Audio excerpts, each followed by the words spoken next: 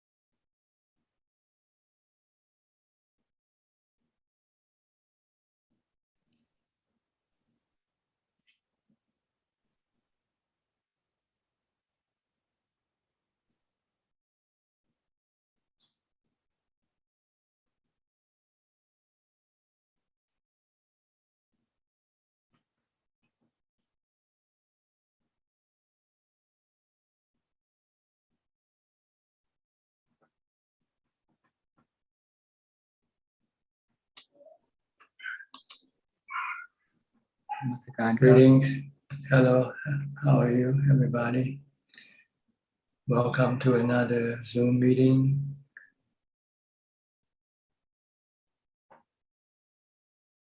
Everybody who's interested can join.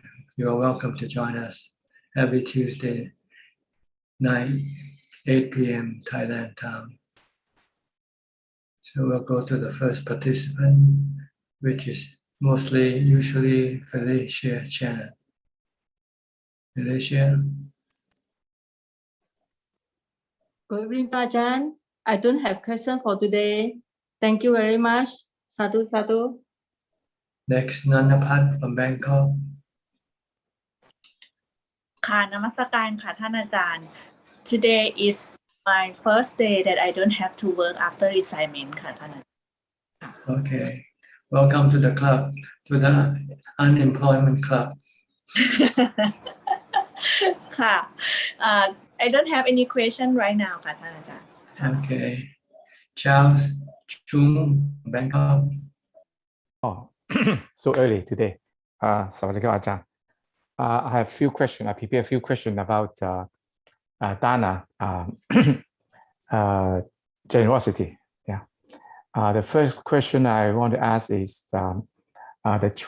this tradition when we do dana or donation, they call it tambun. So my impression is that we do that exchange for bun, have a strong emphasis of getting merit bun, and have a high expectation of return of bun.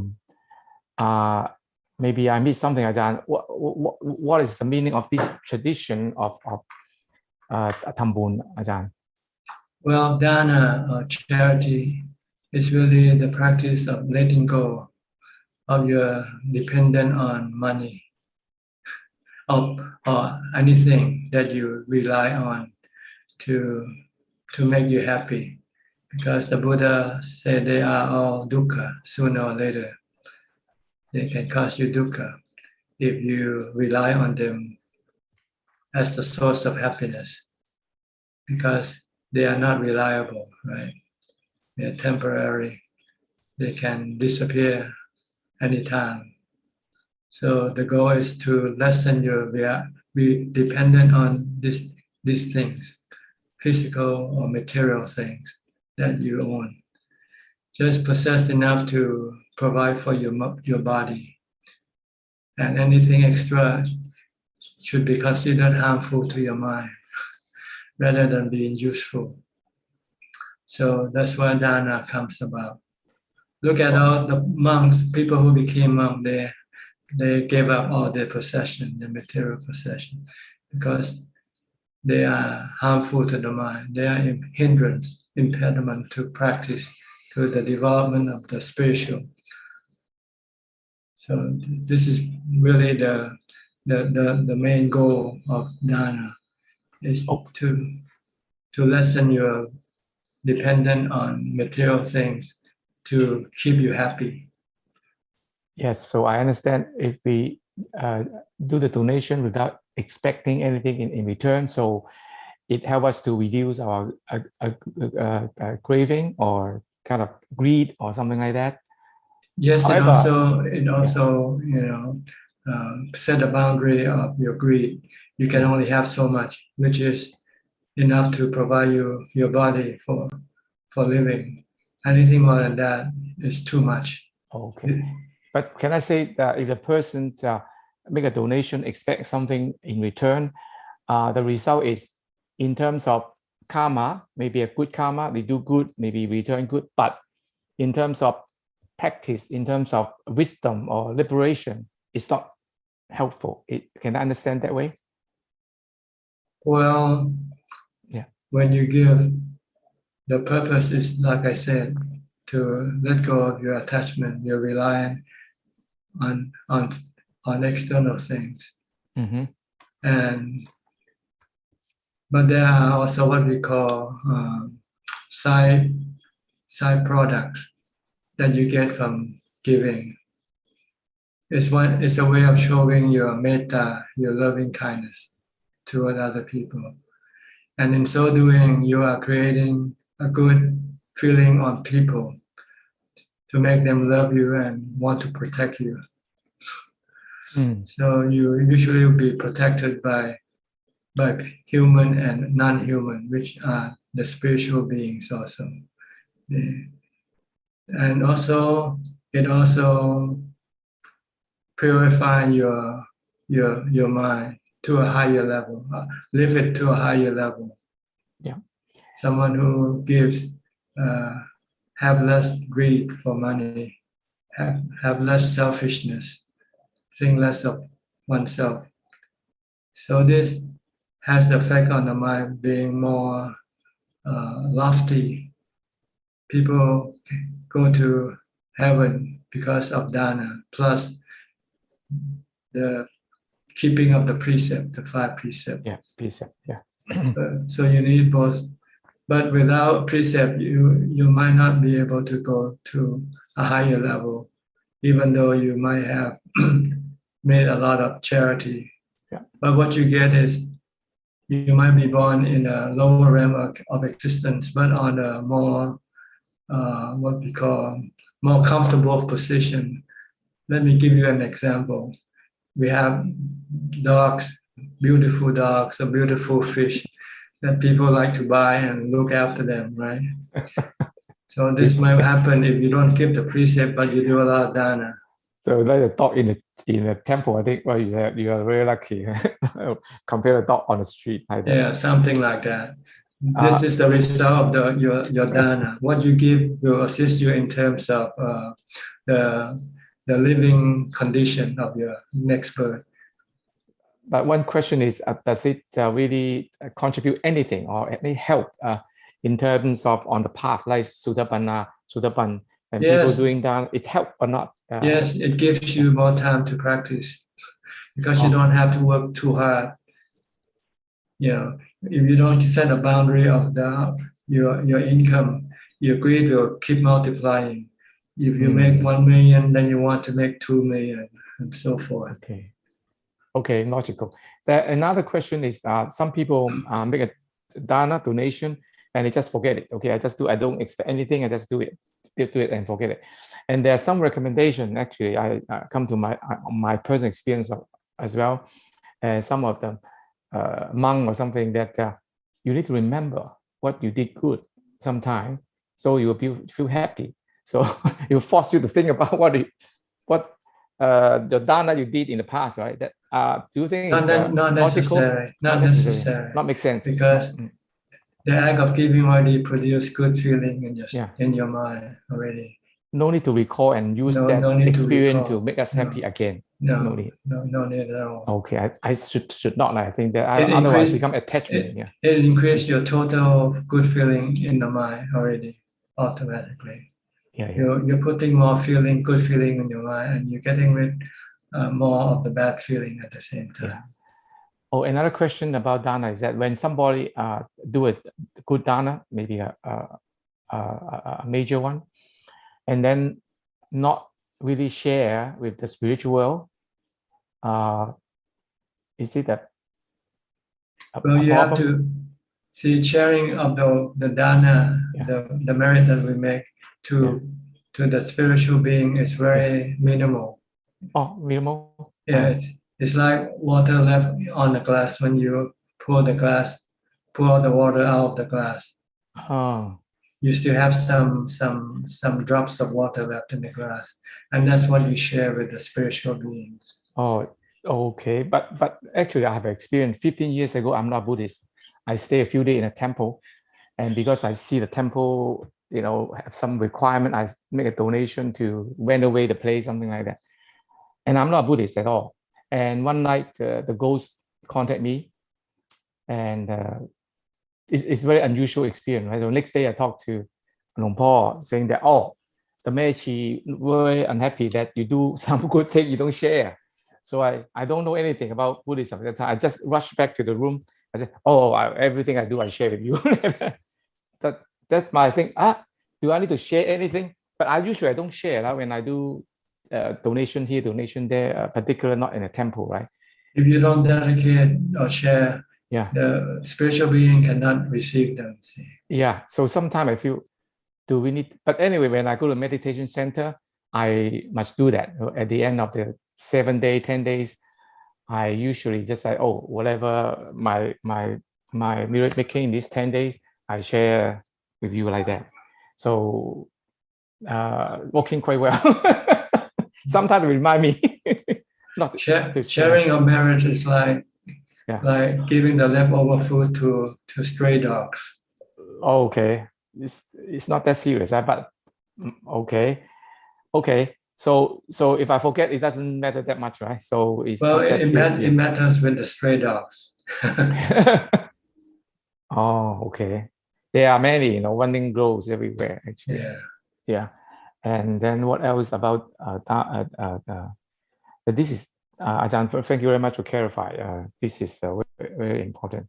Particularly, I'm interested to this when I observe people doing donation. They expect something in return, like recognition, that's defilement. That's defilement. Greed. So I think you may get a good karma, maybe get some return, but it doesn't help at all for our practice. Our practice is to no attachment, to renunciate. Yeah. So renunciate. I think so. Even recognition is something you want to renunciate also.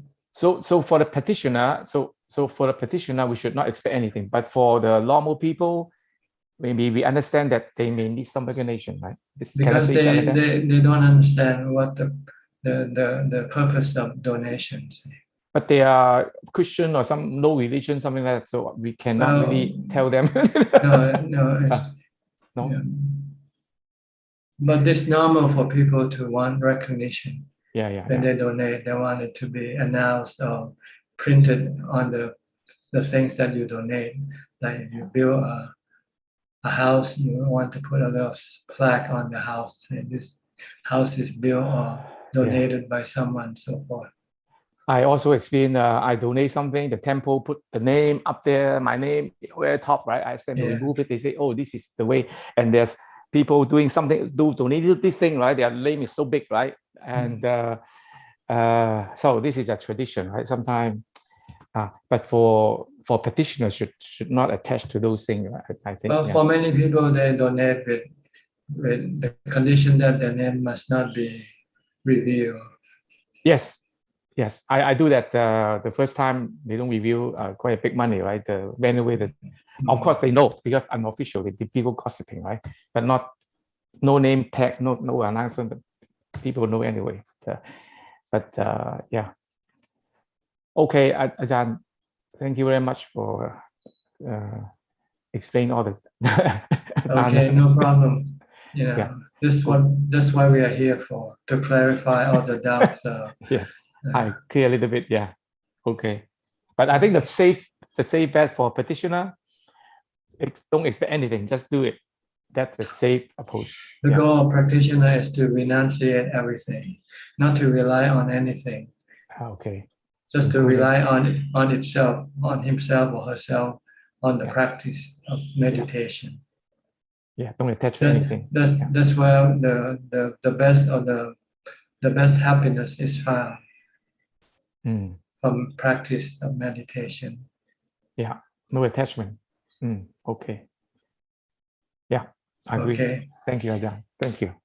Next, Johanna from Indonesia. Hello, Thana Ajahn. Right now, I don't have any question. I'm listening, Thana Ajahn.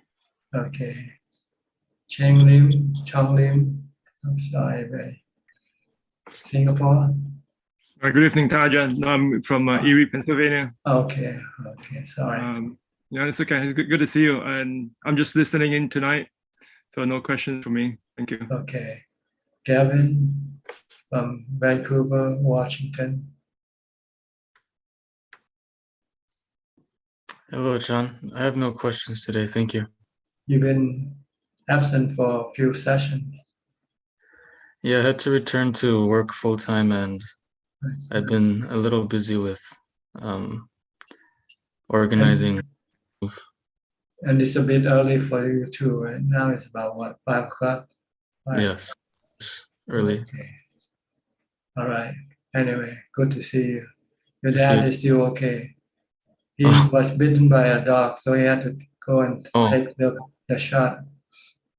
Oh, for rabies? Rabies. We have a lot of stray dogs in the temple. People just, when they don't want dogs, they just drop in the temples, and then they know that the temple has some food to feed them, but they're not, they're not trained or disciplined, so they can sometimes just bite at people because maybe they were afraid or something.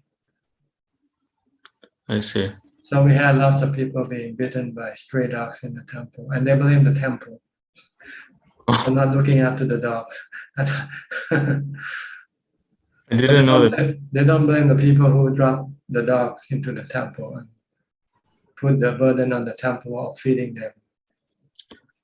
I was wondering where all the dogs came from, but yeah, when people sometimes they especially if they have a newborn dogs, baby puppies, they can drop the whole family together because they could not afford to feed them.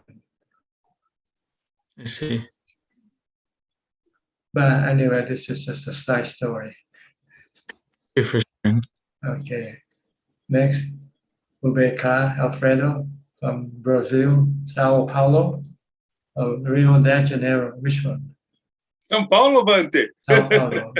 Okay. Rio de Janeiro is very many beaches. Many beaches. Sao Paulo is more business, for business center. Yeah, São Paulo is for business center. More New York. New York. Yes. São Paulo is Manhattan. Big buildings. Yeah, big buildings. Yes, but now I live in forest. In forest. How far away from 40 kilometers from the city? 40 kilometers, yes. Near Kutia. Yeah. And have Temple Zulai, Mahayana temple. They have a Buddhist Tibetan temple. Old Shaolin have Chinese temple there, Temple Zulai. Ajaan Charles temple also, right? Ajaan temple, no. In Brazil, not have. I thought one of the disciples of Ajaan Chah have started a temple there. No, in Brazil? Yeah. No. Brazil only forest in Minas now with Ajaan Mudito is only a training for practitioner, but not have Ajaan Mudito's Sangha in Brazil. I don't know. Perhaps I don't know. Ajaan Mudito still have monastery in Brazil, doesn't he? Yes, he's trying to buy. He's trying to adopt a temple in Brazil. Not yet. He's new. Uh-huh. No, more or less. Okay. 10 houses, 10 kutis. 10 kutis. Okay. And he has a big temple. I don't know more details because I fast Ajaan Mudito. Ajaan Mudito for me is bad teacher, bad experience for teacher. Okay. I have good teachers in Dhamma. You is good teacher. Ricardo Sasaki from the first Theravada teachers in Brazil, né? He follow Ajahn Buddhadasa. Okay. Good. Ajahn Santikaro. Yesterday I made a email to Ajahn Santikaro. Ajahn Santikaro is American Buddhist, né? He's adjutant of Buddhadasa for 20 years. And now he is living in America, and he teachings Buddhism for other peoples. He teachings courses of Anapanasati and etc. For he is not more a monk. He is not more a monk. He is a monk for 20 years. Okay. And other peoples. Theravada is few in Brazil, né, Bante? Yeah. Theravada is a different Buddhism. Theravada is Upeka. Yeah. Upeka is for no have in eyes. No have. Like you. Yes. I tried. I am a simple. I am a practitioner, Bante. Okay. Good. Oh, Bante, the fear of the war is very important, né, Bante? Very peoples are dying. You have to look at the big picture. Everybody dies sooner or later. No, For every birth there is a death following. Oh, Look at the big picture, and then you can accept everything. Yeah. Yes, I like. I am a practitioner of Upeka. I'm not. Yeah. What can you do? What can you do? Can you stop the war? No, I don't do anything. I don't do anything. Let them fight. When they get tired, they'll stop. Yes, he have her life to take her, né? Yeah. Russians and other peoples and Americans, he have her life to take, né? To take care. If everybody followed the Buddha's teaching, there would be no war. The Buddha said, metta, loving kindness. Yes. But it's difficult, né, Bante? We live in forest is more easy. Living in São Paulo, living in Manhattan in Houston is difficult, né, Bante? The interest is very, very big, né? Bante, let me ask to you.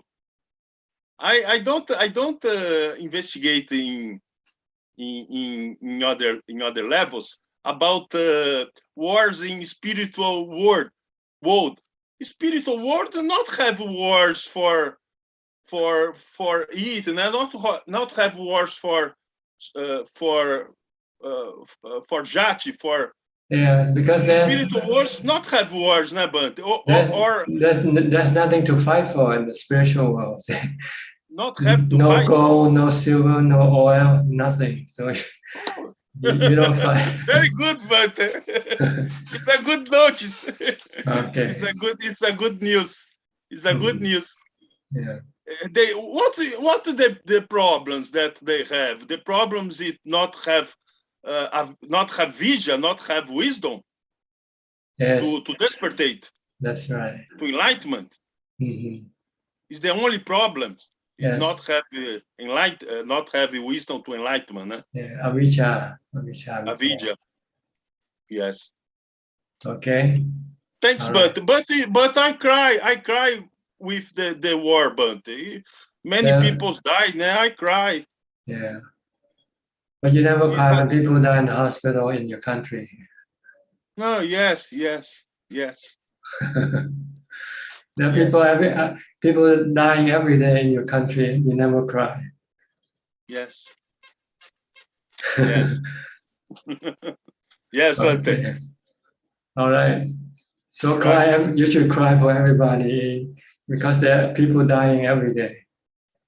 Yes. Yes. So you don't have ubeka. You only have ubeka in names, but not in real life. Yes. Yes. If you have I prefer. ubeka, if you have ubeka, then you don't cry. Yes. Yes. Yes. Yes. That's anytime.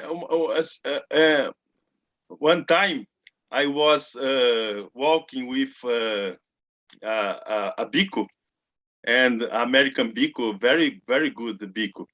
And I asked to you, Bhante, you not suffering about other peoples in the world? And he looked to me and not talk nothing, né, Bhante? It's difficult, né, Bhante? The suffering of the world is very rude, né? The suffering of the world is very rude. Look at all the chicken and all the cows and pigs that are killed every day. Yes. For you, killed for you. Thousands. Millions, if you look for the whole world. Yes. So this is what the Buddha said. Birth is suffering. When there is birth, then there will be aging, sickness, and death. Yes. So stop birth by practicing meditation. No spiritual word, but no spiritual word. Yeah. Enlightenment. Yeah. Arahant, but Okay. my goal. Okay, very good. I'll go to Belinda now. Okay, Belinda from Singapore. Good day for you.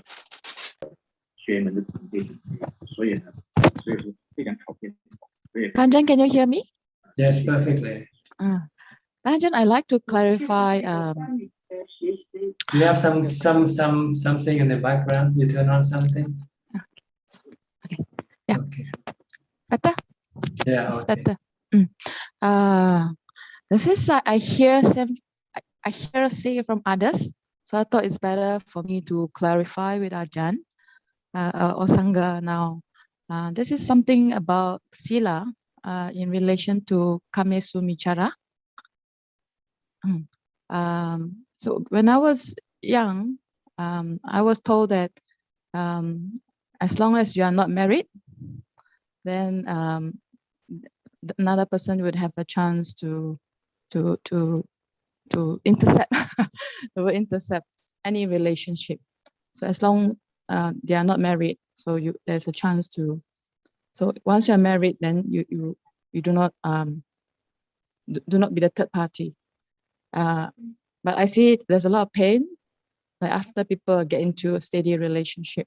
So that was what is acceptable to the norm that I know of. But at later stage, when I get to know Buddhism, there's a Dhamma brother said, once a person in a relationship, it's like a steady relationship, although not married, you shouldn't get close to the person. And then he said that it's actually told by the Sangha. So I'm not sure. There are many versions that people are telling different versions. So my take is that I think as long as it's better not to, once the person is attached, whether married or not, it's better to stay away. I like to seek Ajaan's advice. What is the Buddhist way of seeing this? Well, to be safe, don't be alone with somebody, the opposite sex. Yeah, because there will be room for temptation when you are alone and nobody around. So don't try to be around with the opposite sex one-on-one. It's okay if you have other people around, but this is one way to prevent temptation to arise. Okay, this is basically the practice. It's never be left alone with the opposite sex. Never be alone with the opposite sex. Mm. Mm. Okay, is this good enough? So Ajahn saying that so do we my thinking is that if this is talking about relationships for lay people. So suppose like once the person is attached but they are not married, do we stay away from them? Because I know married, definitely we stay away. We minimize contact. But, well, if they already have a relationship with someone else, what I'm saying is, whether a person has relationship or not, married or not, if he's your opposite sex, then you shouldn't be alone. Unless you plan to have him to be your partner, then you can be alone. Okay, understood. So it regardless of okay. If you want to maintain these precepts, then you, according to the third precept of the 5 precepts, you're supposed to have sexual relationship with only your husband or wife. So it's part of the restraint where we, as long as opposite sex, regardless of our status. So as long as we want to restrain from Kamesumiccara, we try not to be alone with. That's right. That's all right. right. Understood. Okay. Thank you, Bante, for clarification. Thank you. Okay. Monica from Malaysia.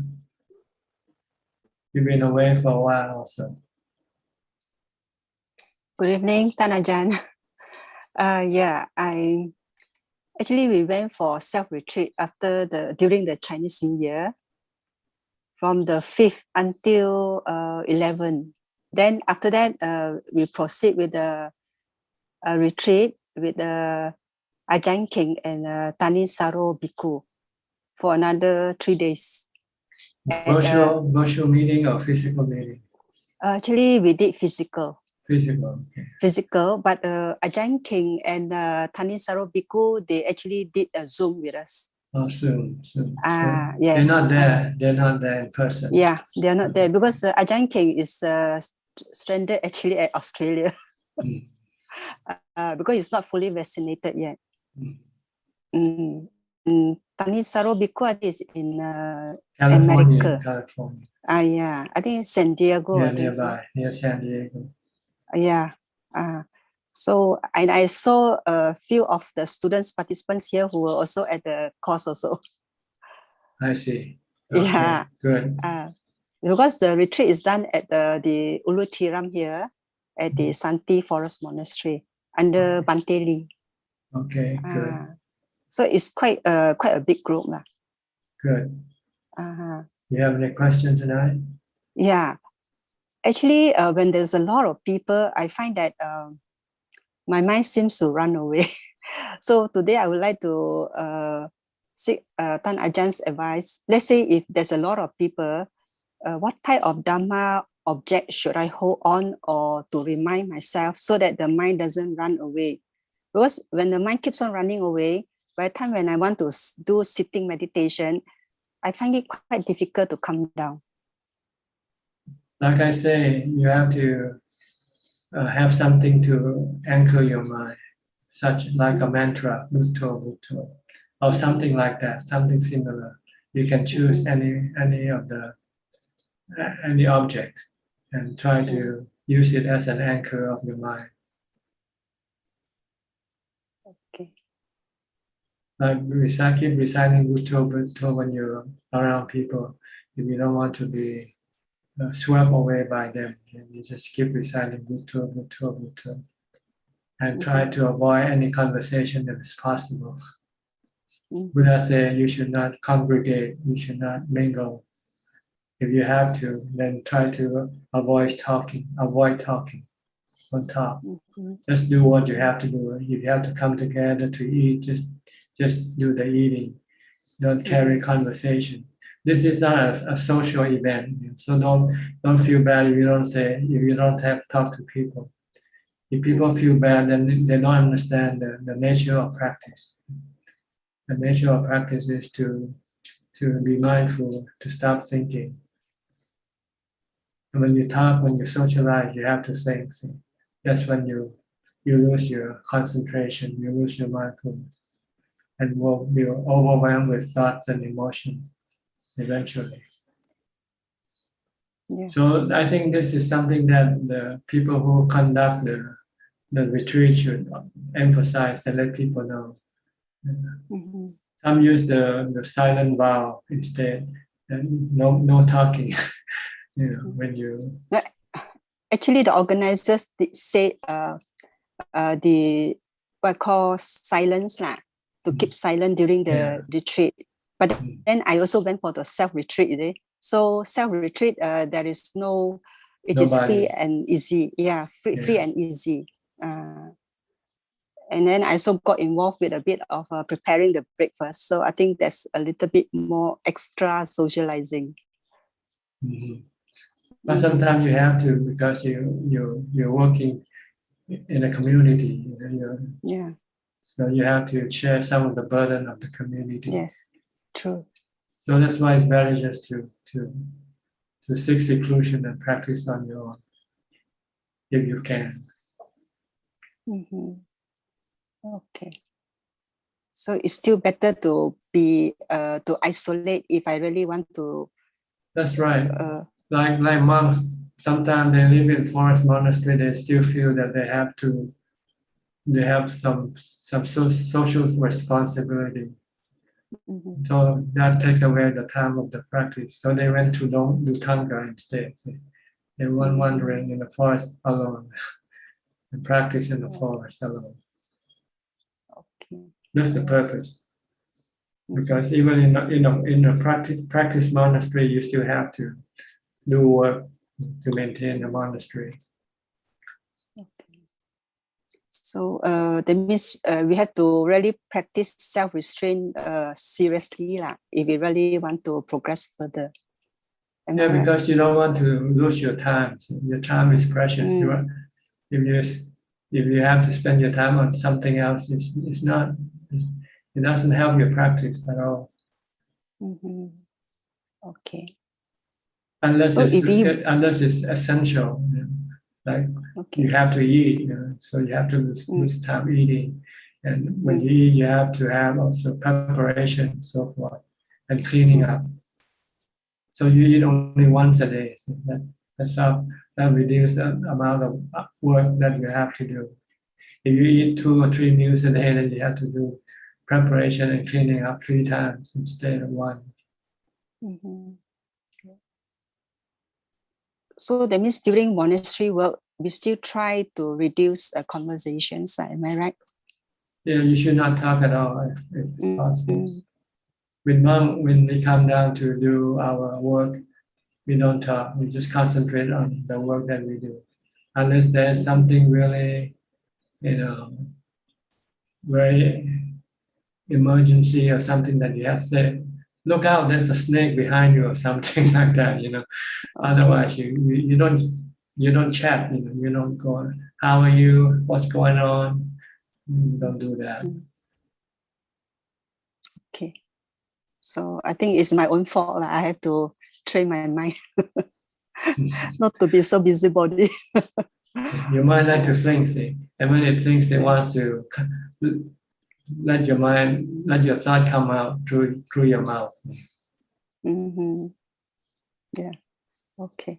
Is there any way to stop this other than just the mantra? Well, just what if you have to talk? You can put a plaster on your mouth. Is there any way that we can remind the mind that it's time is so precious, it's so urgent?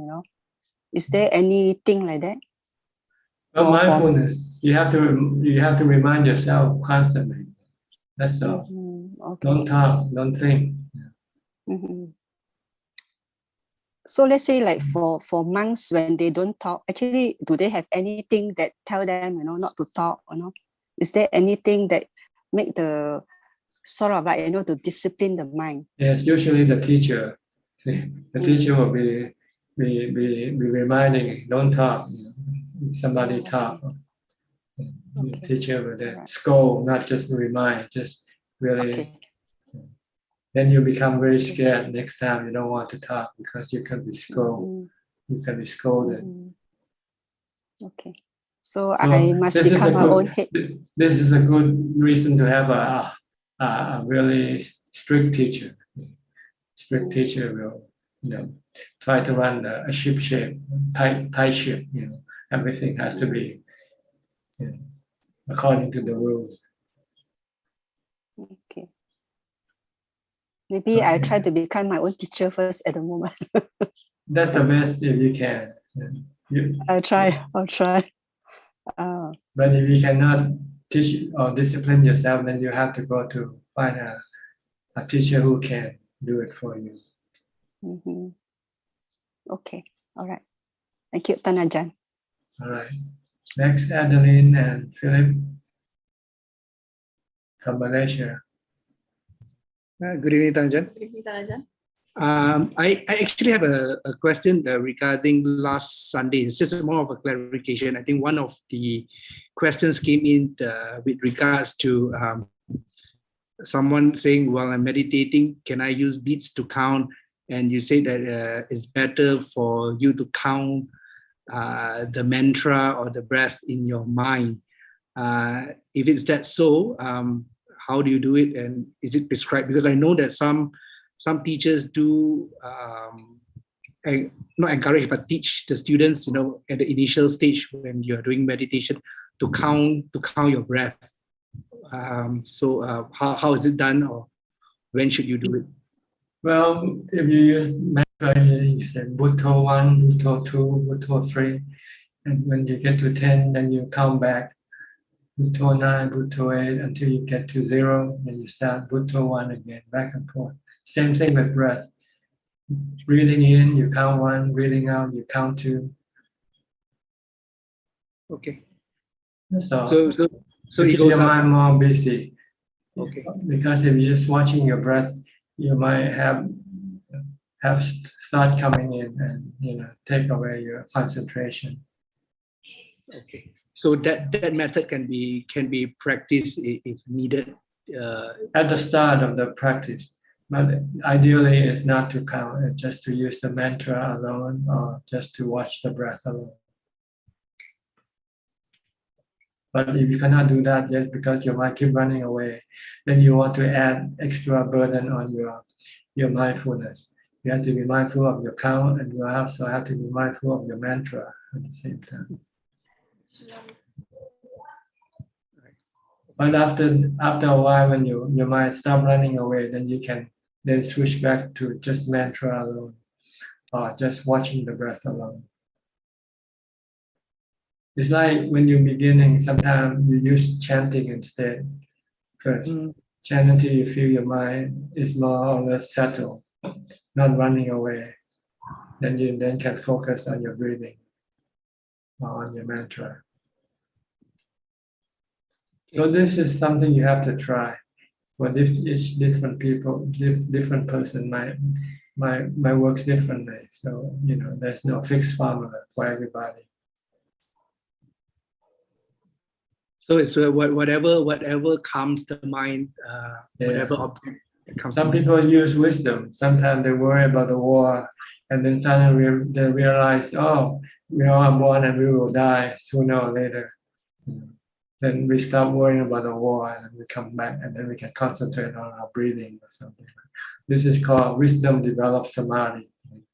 Using wisdom, using the three characteristics, anicca, especially anicca. Everything in this world is anicca or anatta. Everything is not under our control. War are not under control, right?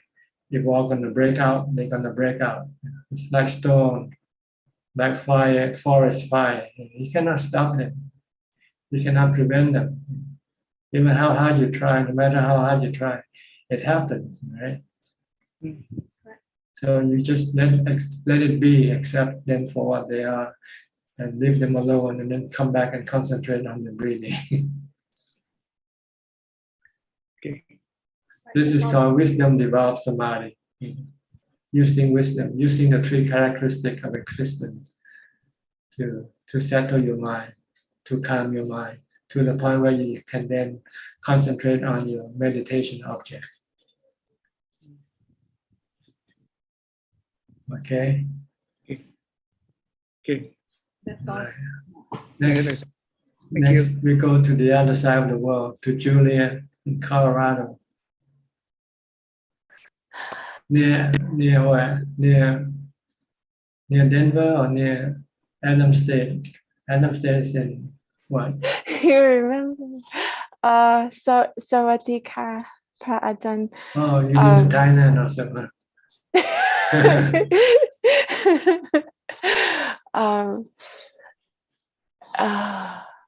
I don't know what to ask. I'm so thankful, so thankful for the teachings. You still in the same place where you were last time? Yeah, I have 31 more days, and then I have to figure out what to do. Can you extend it if you wanted? You know, that depends. There's another yogi coming in April, but last time he delayed. So I don't know, maybe, yeah, we'll see. Yeah, I feel like in the practice, there's access to peace, but then my mind, sometimes it likes to dwell in like a very big sort of space. But then other times it likes to investigate in the chitta, and there's like a curiosity, like how do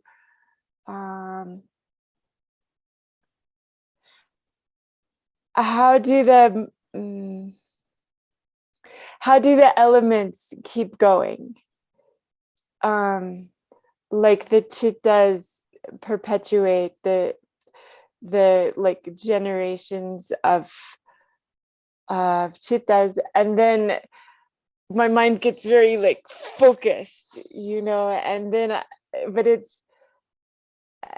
I go back to dwelling very big again. So I don't know, maybe I should just sit with that and notice.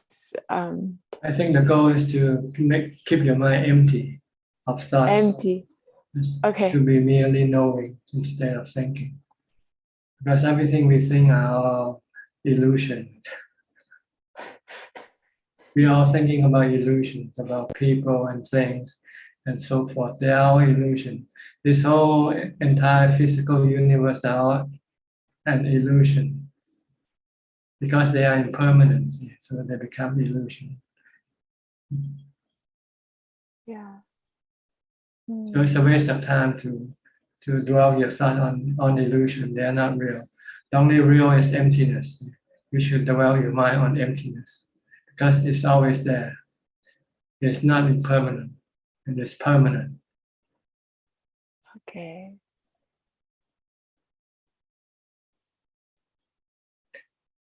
It's all your thought creating all this knowledge,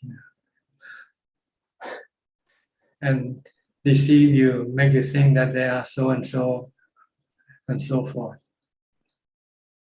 Okay.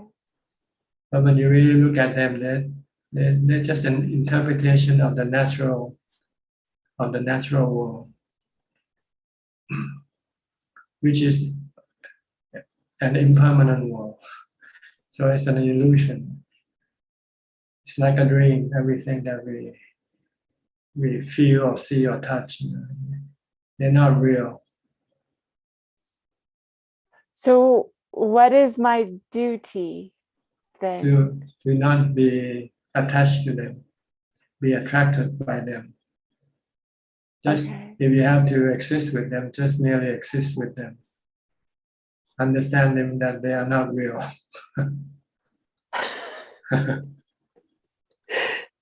And you could leave them alone. You don't have to do anything with them. You can leave them alone. They come and go by themselves. They rise and cease by themselves. Everything that rises will cease one day. Tesang vupasamo sukho. Yeah. Okay. Okay. By relinquish this thing, leave them alone, then you'll find the supreme happiness, which is emptiness. Okay. Okay. Thank you, Ajahn. Okay. All right. I'll try. Besides the place where you stay, your real home is also in Colorado, right? Yeah. My real home is north of here. So Not far away. 1 hour and 8 minutes. Okay, not very far. Yeah. Good. But there are other places you can find for practice, right? We shall see. Maybe your own home isn't good enough for practice. Thank you, Ajahn. Okay, you're welcome. Next, Disaya from Bangkok. Disaya, are you from Bangkok? Namaskar, Prajan. I am from Narathiwat, Thailand. Okay, southern Thailand. Southern Thailand. Okay. Any question? Yes, I have. I have maybe 2 questions. I have been practicing, and last week maybe I found the dog. They have a car accident, and I can't even help them because it suddenly died. But I think I'm so depressed about the dog. I want to help and let. I don't know. I think when I see people die, I think they have they can control their mind to live with peaceful, but the dog or any animal, they can't. And can you please enlighten me to how to? How do you know that they can? I don't know. I just you presume it's your presumption. That's all. Your mind or human mind or animal minds are the same, have the same nature. So and they can control their some mind. can, some cannot. It depends if they have been trained to do so or not. Some human can calm their mind, some human cannot calm their mind. So it depends on their training, which we call good karma. Okay. Okay, when I see my uncle die, and he was the monk in Wat Pa Ban Tat before, and I don't depressed about him or worried about him, because I think I just think that he can. Yeah, you presume. See. Yeah. It's all in your thoughts. See. What is real, you don't know, really. Because you cannot read the mind of other people or animals. Yes. So the Buddha said, just use ubekha, just accept that everybody die. Good death or bad death depend on their good or bad karma. So if they do a lot of good karma, they have a good death. If they do a lot of charity, keep the precept and meditate, then they will have a good death. The mind will be calmer. And people who don't give to charity or keep the precept or meditate. And when people do the charity or help people, for me, I think I can't. For me right now, I can't. I'm not brave enough to help people when they have any accident, because I can't look at them when they suffer. And can I meditate and brave enough? Can I? Or for me, what? You mean your meditation will make your mind brave? You're stronger. Yes. Yes. Right now your mind is very weak, so you need to develop meditation to get some ubekha. to be calm will keep your mind steady and not emotional. Okay. And even I want to help them, that for me, I have to meditate and let my mind stronger more than Yes, this. before you can help other people, you must have the strength to do so. If you Okay. don't have the strength, then you cannot help other people or animals. Okay. And the next question about the positive thinking. I have been watching the life coach in so a lot of life coach in social media that taught me that when people think about if I want to reach, I have to think that I will reach one day and focus everything in the positive way. Don't look at the bad side in my life. But I think it's not balanced, or it's not related to the Buddhism. Yes, Buddhism teaches us to look at the reality of life. And the Buddha said everything is impermanent. Everything is anicca. Life is anicca. And if we accept, even if you succeed and you get rich, you die anyway. So what happens when you die? All your richness disappear anyway. Okay, and if I accept all of the impermanent, I will be. You will give up all your possession and become a nun. Because it will make you have happiness and you have no suffering. Because right now you suffer because you worry about your possession, right? Am I going to have this with me all the time? Will I lose it one day or not? I will be happier than focus in just the positive side or for positive thinking, right? For the focus on the real side. The real side. Okay. Real is everything is not reliable. Everything you have is not reliable. You don't know when you're gonna lose it. Okay. So if you prepare your mind for this, when you lose it, you will not feel bad. But if you're not prepared for losing, when you lose, you feel very bad. Okay, I got it. Thank you The goal of Buddhism is not to get rich or to be famous. The goal of Buddhism is to get rid of suffering in your mind, dukkha from your mind. Because dukkha is very, very dangerous to the mind. And it can destroy all the happiness that you get from your riches or your fame. Even the richest man in the world will still cry, you suffer. But the poorest man in the world, like the Buddha, are always happy. The Buddha and his noble disciple, they are the poor people. They are real poor. They don't have any possession except their bow and their robes. But they're always happy because they have nothing to worry about. When you have, then you worry about what you have, right? Yes. If you don't have, then you don't worry about it. If you have a husband, you'll worry about your husband. If you have children, you'll worry about your children. But if you don't have anything, then what is there to worry about? Your body, even your body, you have to also relinquish.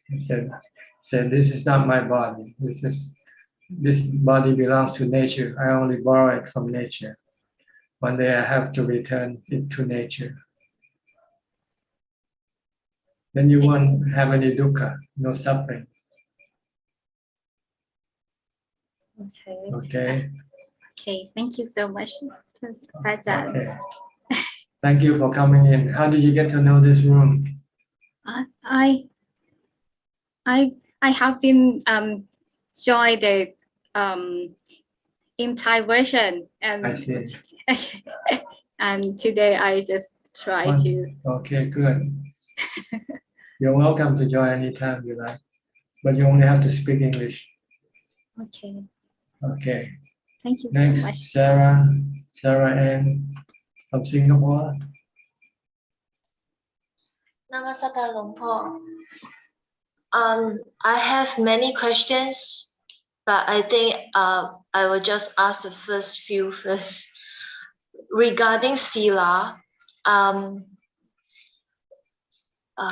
okay, like prostitution is very common these days. And I heard of a person who can see his past life. He was a single guy and he paid for services.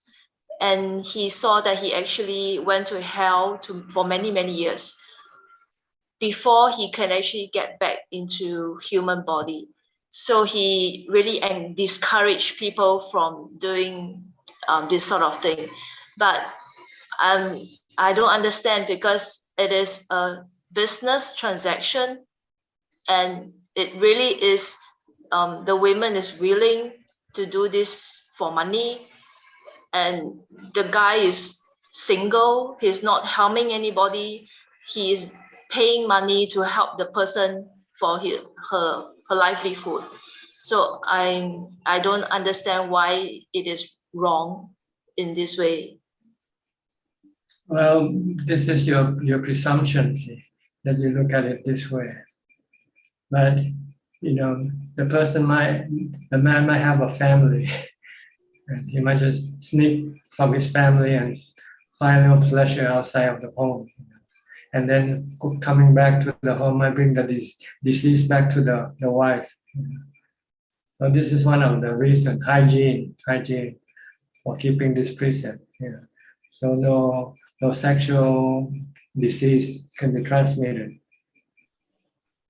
And also the person who doing this business is really not something that he or she wants to do, really, but they are forced to do due to the poverty, maybe, or due to their lack of tenacity to study or to work hard, to do other work.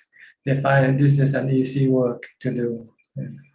But they can also be subjected to disease, catching disease, and it's more harmful for them. So prostitution is considered not a good practice for humans, because it's imitating animals. And animals don't have a fixed relationship, right? Animal will just have any relationship whenever they feel like having it. So they're really putting their mind on the lower level of existence when you practice prostitution or visiting prostitution. So you're similar to dogs, or, who will just find any couple, any partner to have sexual intercourse with. We humans are considered higher, more noble, because we can distinguish good and bad, right and wrong for us. So that's why this is the reason for keeping this precept, to indicate that that to have unsafe sex or not a fixed partner sex can be more harmful than useful to you. And also in restrain your sexual desire. So because sexual desire is considered bad for the mind, it can be a hindrance to your path to enlightenment also. See, people don't understand this thing if they don't look at the goal of Buddhism is to steer the mind toward enlightenment, steer the mind away from this sensual pleasure world, which will keep it coming back, reborn again and again, endlessly. Thank you, Ajahn. Then there's also another,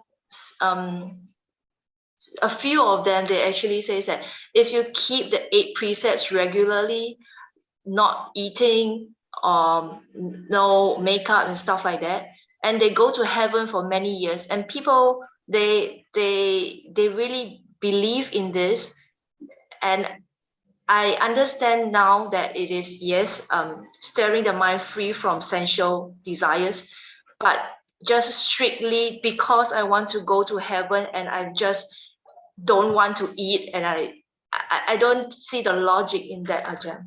No, you eat, but eat enough just to keep the body going. You don't want to find pleasure from eating. You want to find pleasure from meditation instead, which is much higher, better than the pleasure you get from eating. So you have to give up one to get the other, to get to the other. You cannot have both. If you eat and then when you meditate, you become sleepy if you eat too much. So you eat just enough to provide the body with sustenance to keep it going. And you want pleasure, don't get pleasure from eating, because you are overweight, you will become overweight and you have all sorts of medical problems coming. You have obesity, you have heart disease, you have all sorts of problems medically. But if you only eat once or twice a day, you probably won't have any of this problem. And also then you will have time to meditate. Then you can find a better type of happiness, the happiness from calming the mind.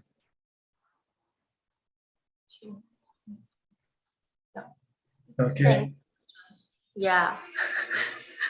It's quite difficult for me because even though I'm old, I still need a lot of carbohydrate. So when I think you're just an excuse for your desire. Okay. You know, I'm 74 years old, I only eat once a day. Yeah. So that's not the reason. Okay. It's more an excuse, not the reason. Excuse to eat more. You need more carbohydrate. Look at the weight, how much you weigh. There's a standard weight for your height, right? If you're so tall, you should only weigh so much. If you're overweight, then it means you have too much carbohydrate, right? I never overweight. I'm always just Anyway, the pleasure from eating is not as good as from the pleasure from meditation. You should try meditation, and then you'll find that you've been stupid for a long time. You don't know there's something better existing, waiting for you. Yeah, I understand, Ajahn. You need somebody like the Buddha to tell you. We all need the Buddha, or else you won't be here. We will be going to bars and pubs right now, or drinking, or eating, or watching movies, and doing all sorts of things. I think the samadhi pleasure is so difficult to get that even if I've gotten it already, it is so difficult to get it again. So it's easier to go down. Yeah, walking downhill is a lot easier than climbing up the hill. Yes. Thank you, Ajahn. Okay, you're welcome. Kwan Liman from Malaysia. Good evening, Prajan. Prajan, thank you very much for explaining the knowing elements. It's a very precious knowledge. May I ask again, Prajan? So this knowing element will help to stop the craving arises from sanya and sankhara and disconnect the stream of consciousness. So the knowing element is to know the process of the mind as in paticca samuppada. That's the working of the defilements, avijja. When you have avijja directing the mind, then the mind will be directing outward toward the sensual objects. And once you have the teaching of the Buddha, which is the truth of the avijja or Dhamma, then it tells you to meditate instead and bring the stream of consciousness back inside the mind and find happiness inside the mind, rather than finding happiness from the sensual objects, because sensual objects are temporarily impermanent, and the tools you use, the body, is also temporary. So sooner or later, you will not be able to continue having sensual pleasure. Then that's when you have depression, you have suffering. But if you can find pleasure from meditation, then you don't need the body. You don't need the sensual objects to keep you happy. Even you're blind or you cannot hear, you can still have happiness from meditation. Okay, thank you, Prajan. Prajan, can I ask another question, please? It's about dana. So last Sunday, I heard Prajan explain that for younger children, even if they do dana, because it's not their own money, so they could not generate merits for themselves. So what if they take out the red packet they receive from Chinese New Year or their birthday? So they take out this money to do a dana. So does this help them to generate their own merits in this way? If it comes from their own initiation, if they want to do it and want to sacrifice the money that they have, then they get the merit. First, it has to be your money, and you have to have the intention of giving away that money. And then you will be generating good feeling, which we call merit. But you cannot give the red packet to your children and say, okay, take this and give to the monks. Then they don't consider, they don't feel anything. They're just doing what you ask them to do. But if you say, this is your money, you can do with whatever you want to do. And then the next morning you say, let's go to the temple and go give some food to the monk. And they say, I want to give some food also. Can I buy with my own money? And then that is the merit will be generated that way. Okay, good. I don't have children, but I'm asking for my nephew actually.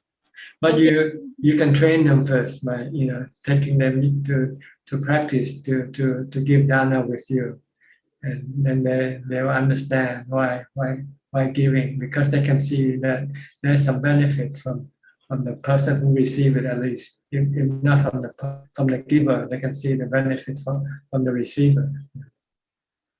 So Imam wants to make them want to make the dana later on when they have the money to do so. But if you don't train them in this way, then they might not see any reason why I should do any dana. I should spend my money on buying things I want to buy, buying a new computer, buying a new phone, whatever. Yeah, I always take my nephew to the temple. He's only 4+, and he's always happy to offer to the monks and to give. But those things are brought by me. So, so in a way, he has to learn first, and maybe next time I ask him to take his own red packet money. You cannot even ask that, really. You cannot. Ask? Because you've been forcing him to do it. It's better just to invite. Say, I'm gonna give some dana. You wanna join? And if he wants to, okay, I want to contribute with my own money. Okay. Thank you very much, Prajan. Okay, you're welcome.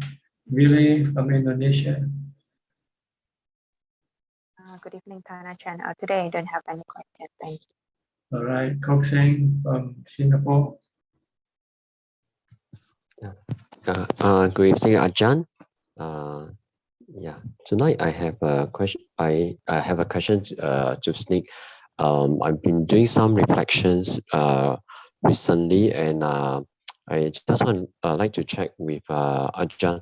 When I was about 9 years old, and that was the first time when I saw a Buddha statue, but it's It's actually a Taoist temple. I was brought to the Taoist temple by my cousin, who is about 20 years my senior. So the first time when I saw the Buddha statue, I was very, very happy, and there is a sense of homecoming. So my question is this sense of homecoming that I have, is it a result of my past karma in my previous life, that there is for some unexplained reason very, very strong happiness arising just looking at the Buddha statue? Probably. I don't have any psychic power to tell you that, to really confirm that. So, but it's not important. How it came about. What is important is what was happening at that time. It was a good feeling, then it's good. It means you're attracted to the Buddha. Better than when you don't feel anything at all, then you might not be attracted to the Buddha. Yeah, and also reflect that, I mean, when I was young, even though I from the temple, I actually read one of my first Buddhist book, What Buddhists Believe by K. Sri Dhammananda of Malaysia Buddhist Society. But at that time, I have not hear any Dhamma teaching from any Buddhist monk. So the first time when I heard Dhammatalk was an Australian monk at the Buddhist library. That was about 20 years old. But at that time, I know that I was not ready to become a monk, even though each time when I hear the Dhammatalk, I was very, very happy. But I know that I'm still sexually attracted by people of opposite sex. I know that I want to get married and so on. So I did. So I got married, have children, and householder. So my question is, how I'm for this in this lifespan, I'm not ready to lead a monastic life. So my question is, what do I need to do that in my next human birth, I would have that kind of inclination to become lead a monastic life, become a bhikkhu or monk? Well, you have to do it now. See? If you don't do it, then you won't have that inclination. Inclination is the result of what you did in the past. It will push you to do what you used to do before. So in your next life, you'll probably repeat the same thing that you've been doing in this life. So my sexual desire will still carry me over to the next birth. Yeah, everything you do becomes a habit, see? Being part of your character. Okay. But you can change your character by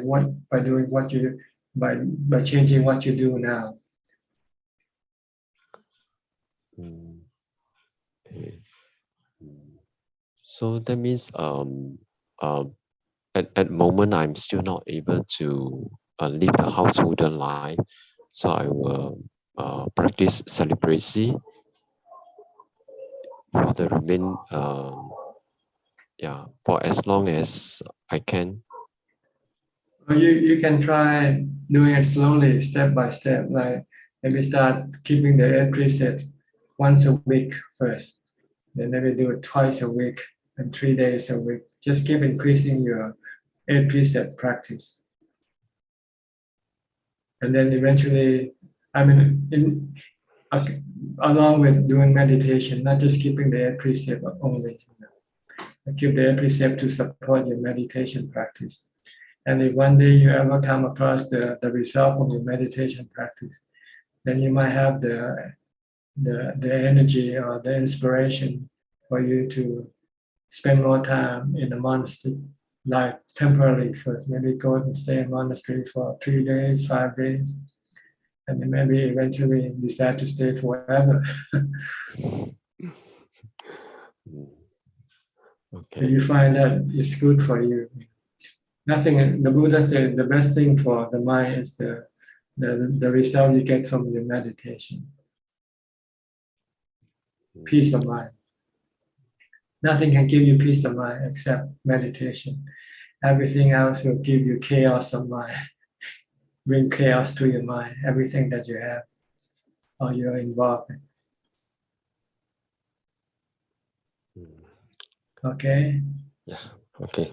Yeah. Thank you, Ajahn. All right. Next, Alvin, I was gonna call Mandalay, but look at your faces. Sorry, Tan. Okay, never mind. It's okay. Sorry, Tan. I didn't forget to change the name. Not mindful enough. Tan Ajahn, to ask this question again on walking meditation. When we practice walking meditation, we are actually practicing mindfulness, right? Can we also practice samadhi and vipassana during walking meditation? You can practice vipassana. You can contemplate on the nature, impermanent nature of things. But you cannot do samadhi because your body is still moving. That means your mind is still working. When you enter samadhi, you want to stop both the body and the mind from working. Okay. That's why going back unless you come something suddenly that causes you to stop, like you walk and you come across a tiger or something like that, and then suddenly stop your mind, stop your body at the same time. All right, but in this case, right, Tan Ajahn, say if I stop and I practice the standing meditation, I can go into samadhi. Yes, if you stand. If you stand, right? Yeah, because then the body becomes still. Okay, so going back to the Philip's question that last Sunday I also heard somebody asking Tan Ajahn about whether you can count the beats. So that there is a body movement. That's why that is being discouraged, right? You can't go into samadhi with moving your finger and counting the beats, right? That's right. You can do mindfulness with that, but it will not get you into jhana. Okay, Tan Ajahn. Thanks. You can do this at the start of your meditation to calm your mind down. If your mind keeps running away, and you can use this beat counting if you like. But after you have done enough and you feel that your mind is calm enough to just sit still and watch your breath, and you stop counting the beat. Okay, Tan Ajahn. Thanks. Okay. Next, Sri and Jack from Vancouver, Canada. Hello. Ajahn? Ajahn, I heard your talk about the 10 ways of making bun. Making merit. Making good feeling, really, that's what it means. 10 ways of making yourself happy. 10 ways of making yourself happy. Oh. Yeah. One, charity, dana. When you give dana, you feel happy, especially to a good cause, like helping someone, makes them have a better life, or help them alleviate their suffering and hardship. It makes you feel good. You feel happy doing that. Second, precept, keeping the precept also will make you happy because you know you're not hurting anybody. Third is bhavana, meditation. Practice meditation will make you happy. Fourth, called the sharing of your merit. After you have made merit from dana, then you can dedicate part of this merit to the deceased, the spiritual beings. Like someone you love, like your parents. Since you cannot give them money now because they're gone, you can at least give them merits that you have made. So this is the fourth one. I think the fifth one is to appreciate or to what you call anumodana with other people's good practice, good karma. And people do good thing, you should feel good with them, feel joy for their good action. Then you also feel good. Rather than trying to say, oh, this is not, you're just acting, you're just, showing the world You say, okay, he's very generous, he's very nice, okay, really appreciate what he does. You know. Then you feel happy with the person's actions. This is also the way to make yourself happy. Or when you see some organization like the Red Cross, you know, like right now during the war, Red Cross go and help people. You know, and you say, oh yes, you know, I really appreciate what they do. You feel happy with them.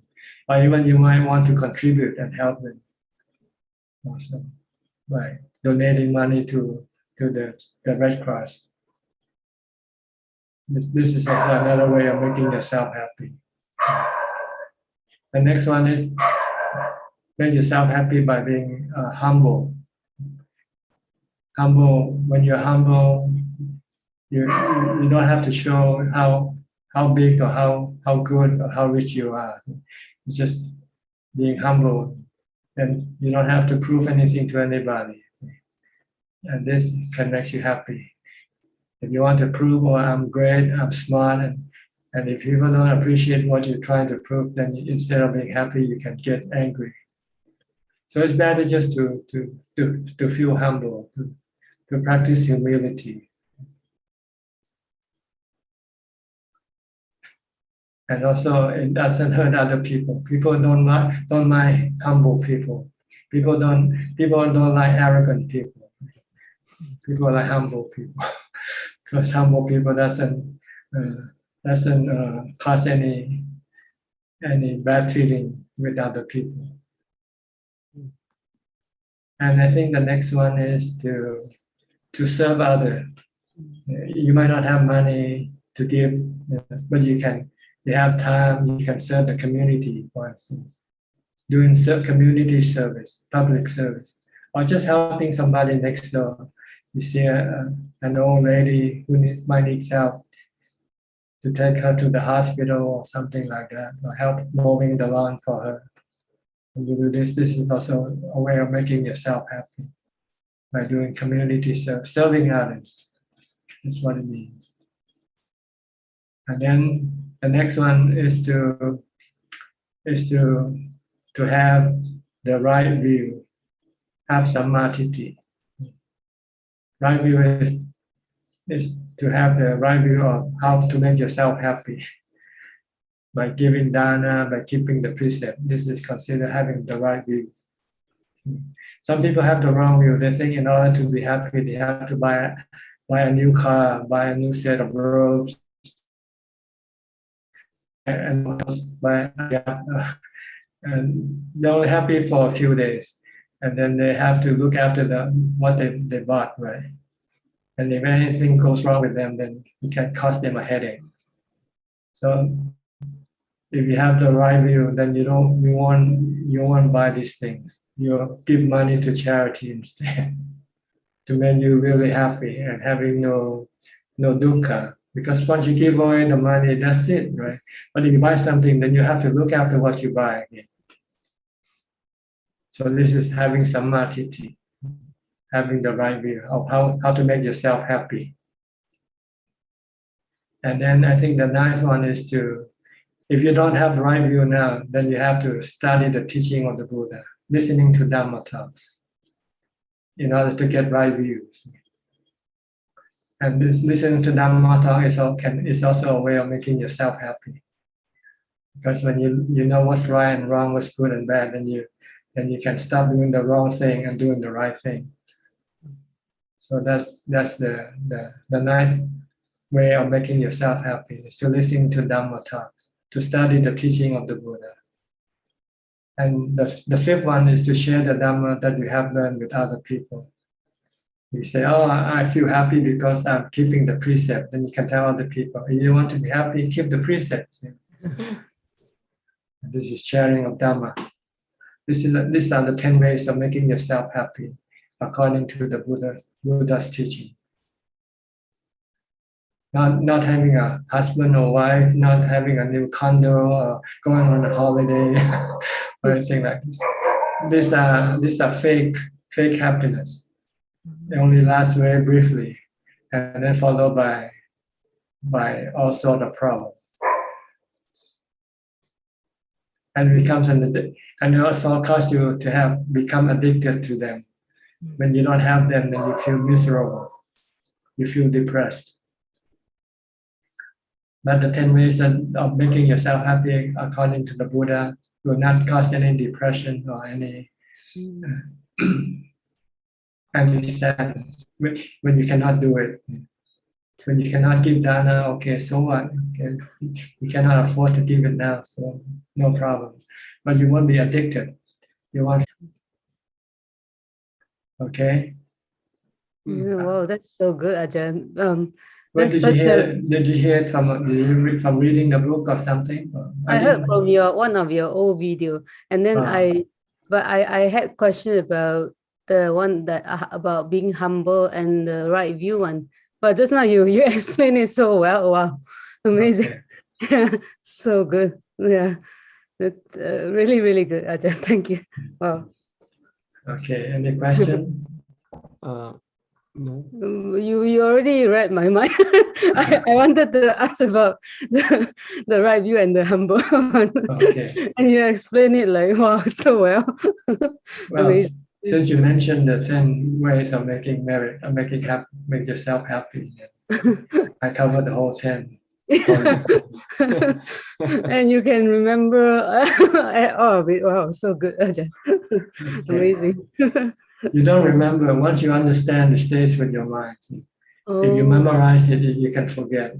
But once you understand it, it will always stay with you in your mind. So the study of Dhamma is not to memorize, it's to understand.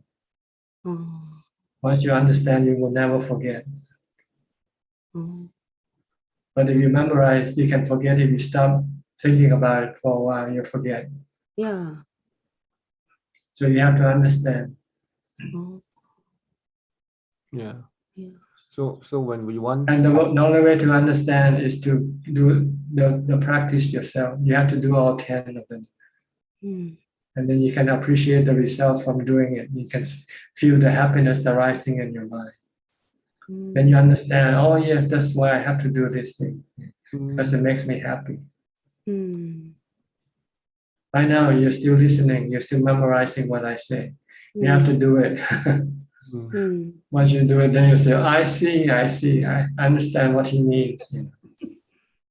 But now I'm experiencing the number 9. I'm you can see it. You can see it. Okay. I can see it very much. I'm experiencing it right now. Okay, good. Yeah. Thank you, Ajahn. Sri, you have any question? Like, so when we experience it, this is like sanditiko. Yeah, sanditiko.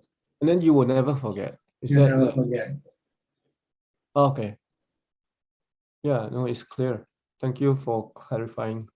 That's why we have to practice, not just to study alone. Study does not impress your mind.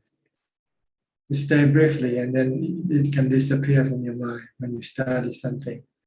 But when you apply it in your life, in your action, in what you do, then it will stay with you because you can see both the cause and the effect, the action and the result arising from this action. Yeah, okay. Okay. Yeah, thank you, Ajahn.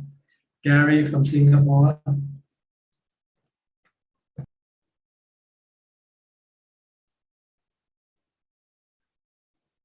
Hello. Yeah, hello, Ajahn. Can you hear me? Any questions from you? There's one question regarding the goal of meditation, because recently I've heard from another monk on the YouTube video regarding which is to stop the flow of the asava. That's what he said. So is that the same thing as what you have? Yes, the flow of your thoughts, driven by your defilements, the flow toward cravings of sensual pleasure, cravings for being, craving for non-being. This is called the flow of the asava. Asava is just another name for cravings. I see. So that's our ultimate goal, isn't it? Yes, to purify the mind, to get rid of all the defilements. First, you stop it by using mindfulness, entering to jhana. Once you could stop the flow, then the next time is to eliminate the flow completely with wisdom. Okay. All right, very clear. Jhana cannot eliminate. Jhana can only stop the flow, but cannot eliminate. When you come out of jhana, the flow starts flowing again. So you have to do vipassana. Vipassana, you have to see the three characteristics of the objects of your desire, of your cravings. Then it will stop the flow permanently. Okay. How about the vipassana includes, of course, the asoba practices? Yes, everything. Asubha, anicca, anatta. Asubha is really part of anicca. The body change, right? When the body dies, it becomes asubha. When it's alive, it's still super. It's still attractive. But once it dies, even if it's a Miss Universe, if she dies, I don't think they want to parade her anymore, right? Yeah. That's anicca, right? Yes, Thanajan. Okay, that's all I have to ask. Thank you. All right. Thank you for the teaching. Next, Evie from Indonesia. Yeah, Ajaan, Namo Buddhaya, Ajaan. Can Ajaan hear me? Perfectly. Ajaan, I want to ask, does sex before marriage bring bad karma? Is this a violation of precepts? It's bad karma. It encourages more sex because it's so easy to get. But sex with marriage is harder to get, right? You have to commit yourself to your partner for the rest of your life. So you have to think very hard before you do it. But casual sex, you just can do it anytime. It's easy, and so it becomes more what you call addictive. Maybe you're more addicted to sex. Because they haven't get married, all right? And this is the violation of precepts? Yes. The precept is to have sex with inside marriage, not outside of marriage. And is there any good deed that can offset this karma? For example, for like having to do good 10 times or reading Parita 100 times. The only good deed is to stop doing it. To stop doing it. And what is the punishment of karma for this action? You probably will be born as animals. No, born as because animals. this is the nature of animals, to have casual sex, to have easy sex.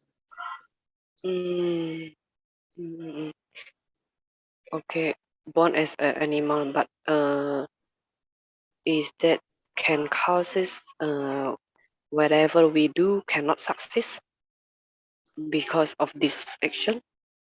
Well, you become a Dhamma, then it's hard for you to become enlightened. Yeah, maybe. Okay, Ajahn, I want to ask you about my meditation. While I was watching the breath, which varied like a long in or out short or a short in or out long, I felt something going down. I focused on the tip of nose, but why it always joined with my chest and descends as it descends into a low valley. This is a good place to hide and rest. I like to be in that lowest valley because when I don't meditate, this slowness is still felt. You should not pay attention to anything. Just keep watching your breath. But when I encounter unpleasant things, I feel safe here because it's a safe place. That's because you watch your breath. If you stop watching, then it will disappear. So keep watching your breath.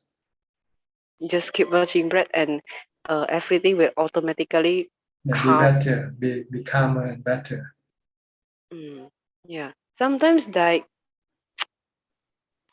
when I watching the breath, like I'm not telling that I am deaf, but like my ears cannot hearing maybe. Doesn't matter. You don't want to hear anyway. You don't want to hear anything. You just want to watch your breath. That's all you want to do. Ignore everything. Don't pay attention to anything else. Yeah. Leave everything alone. And why people with that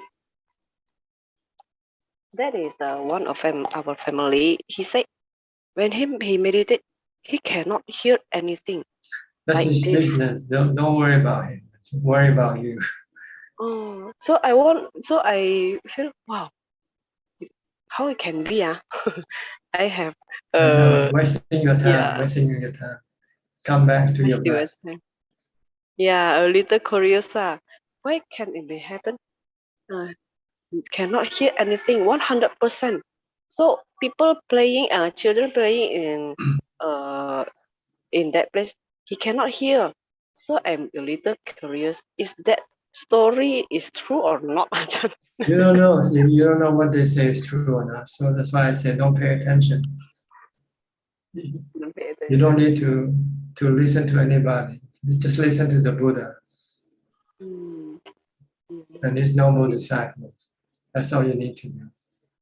If you want to listen to anybody, everybody else, you don't know whether they're talking the truth or not. Even they themselves don't know what the truth is. Just watching the breath, Ajahn. Okay. The Buddha say, okay. All Okay, right. thank you, Ajahn. Let me go to Claudia. Claudia, haven't seen you for a while. How are you? Good evening. You're very or close good- to the wall now, huh? Only a couple of countries away. Yes.